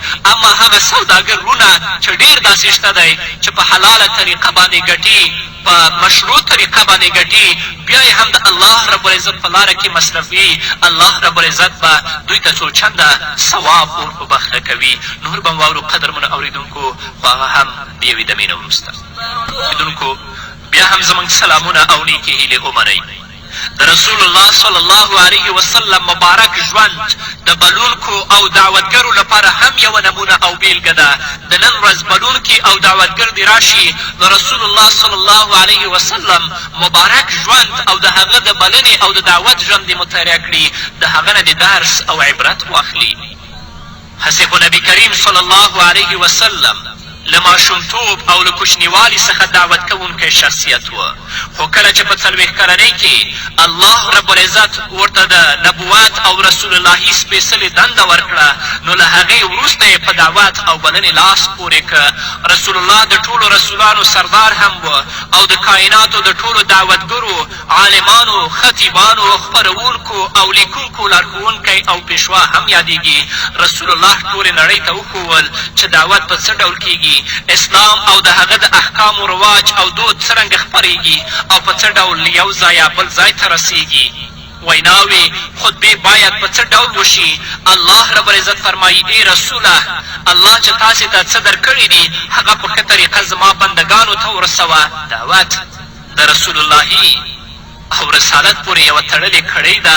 او بیا الله رب العزت داسې وفرمیل که تاسې د دعوت حکم ونه که او تر نورو خلکو مو دین ونه رسوه نو ګویا چې تاسې د رسالت او رسول اللهي حق ادا نه که. خو دا خبره ټولې نړۍ ته جوته ده چې رسول الله صلی الله علیه وسلم په پوره باور سره د خپل رسالت حق ادا کړی او د رسول الله صلی الله علیه وسلم د سیرتو او اخلاقو یو ځلېدونکی باب دی چې په دې لاره کې رسول الله ته څومره زیانونه کړاوونه رسېدلي. رسول الله هغه په ورین تندي صبر او حوصلې سره زغملي دي لکه څرنګه چې رسول الله صلی الله علیه وسلم الله رب العزت خپل مبلغ دعوتګر بنده جوړ که. په همدې څېر رسول الله صلی الله علیه وسلم د امت هر فرد او سړی د دې کار ذمهدار جوړ کړی چې کومه نیکه خبره او د الله رب العزت احکام واوري نو نورو خلکو ته یې ورسوي. د حجة الوداع په خطبه کې رسول الله صلی الله علیه وسلم وفرمیل هغه چا چې اورېدلي دي دا دې هغه چا ته ورسوي چې هغه دلته موجود نه دي. لنډه دا چې رسول الله صلی الله علیه وسلم په خپل ژوند کې دعوت او د الله لور ته د بلنې لپاره سخت ګامونه پورته کړل او دې کار ته ډېر اهمیت ورکړه چې تر هر چا دا کلمه ورسوي. بې له شکه رسول الله صلی الله علیه وسلم یو خاوند هم و، امام هم و، حاکم هم و، سوداګر هم و، خو د هغه ټول صفتونه د دعوت د لوړ حیثیت او د چارو پوره تابع و. که رسول الله صلی الله علیه وسلم یو سوداګر امام یا حاکم و نو د هغې یوازینی هدف دا و چې په ټولې نړۍ کې د غوره حکومت امامت او سوداګري کولو بنسټ کیږدي لکه څرنګه چې الله رسول الله صلی الله علیه وسلم ته ډېر عزم او استعداد وربښلی و یعنې الله ورته په خپله اولوالعزم خطاب فرمایلی دی. نو د دې له امله د رسول الله کړه وړه ناسته ولاړه خوراک څښاک پاڅېدل او څملاستل عبادت او بندگی او همداراز ټول کارونه د تبلیغ و. د هغه کورنی ژوند دعوت و، د هغه فکر سوچ دعوت و، د هغه عبادت او بندگی دعوت و، د هغه حاکمیت او سپهسالاري د وطن او د دین ساتنه ټول دعوت و. لنډه دا چې د رسول الله صلی الله علیه وسلم ټول ژوند دعوت و. رسول الله مبلغ وزېږېدو او ژوند او ځواني یې د دین په دعوت کې تېره شوه. دا راز له نړۍ څخه هم د دعوت په حال کې رخصت شو چې پاله د ټول امت لپاره یوه غوره بیلګه ده. د دې پایله دا وه چې د رسول الله د دعوت د بیرغ لاندې خلک ژوند تیر کړي لکه چې نن سبا وخت کې ځینې دعوتګر هم شته دی چې د الله رب العزت لپاره خلک د الله دین ته رابلي او د هغو په بلنو باندې ډېرو خلکو شرک کفر خرافات پریښي دي او د الله دین ته یې مخه راوړې ده. رسول الله صلی الله علیه وسلم چې مسلمانانو ته د دعوت کومې طریقې ښوولي که په هماغه څیر هر مسلمان دعوت د ځان دنده وګرځوي نو باور وکړئ چې ټوله نړۍ به د اسلام له نوره ډکه شي او ګوټ ګوټ ته به ورسېږي. د دعوت تر ټولو لومړی شرط دا دی چې څه په خپله نورو خلکو ته رسوو باید لومړی پرې خپل عمل وکړو. دعوت یوازې پر ویناوو نه کیږي. تر ټولو لومړی باید دعوتګر د دین په احکامو او شریعت ځان برابر کړي او بیا یې له هغې وروسته نورو ته ورسوي. په مکې مکرمه کې چې رسول الله ته د دعوت په لاره کې کوم کړاوونه زیانونه زخمونه او ستونزې ورسېدلې نو رسول الله په ورین تندي او په پوره صبر سره وزغملې. تاسې ټول به د رسول الله صلی الله علیه وسلم د طایف له سفر څخه په پوره ډول خبر یاستئ. لنډه دا چې رسول الله د الله په حکم مدینې ته هجرت وکړه. هلته یې هم دعوت او بلنه پیل کړه چې ټوله نړۍ د هغه د ستونزو او لویو پیښو څخه په پوره ډول آګاه ده. د رسول الله د دعوت موخه دا نه وه چې زه دې پرې یو لوی منصب ته ورسېږم او یا د دولت او شتمنۍ په لاس راوړم بلکې د هغه یوازینی هدف دا و چې خلک له جهالت څخه د رڼا لور ته وهڅوي او دوی د انسانیت په جامه کې د دین د احکاماتو او یوازې د یو الله عبادت ته راوبلي او د دوی ژوند ته ټولنیزه او انفرادي ځلا ور په برخه کړي. رسول الله موږ ته د اخلاقو آدابو او اصولو داسې غوره نمونې وړاندې کړي دي چې په مخکیني او اوسني دور کې هېڅ ساری نشته. په دې خبره پوره غور وکړئ او د زړه تل ته یې ورسوئ چې رسول الله او د هغه ملګرو یوازې د ځاني زیان له امله مدینې ته هجرت ونه کړه بلکې هغوی ته د یو داسې ځمکې اړتیا وه چې هلته په ښه شکل د دعوت تخم وکري. رسول الله صلی الله علیه وسلم په هیڅ وخت کې د دعوت کار نه دی پرېښي. څومره ستونزې او څومره تکلیفونه به چې رسول الله صلی الله علیه وسلم ته ورسېدل هغه به په ورین تندي محمد رسول الله صلی الله علیه وسلم زغمل. د نن ورځ دعوتګر او بلونکي ورونه دې هم نه ناهیلې کیږي. که څوک ورته بدې او ردې وایي په هر نومونو یادوي هغوی د رسول الله صلی الله علیه وسلم مبارک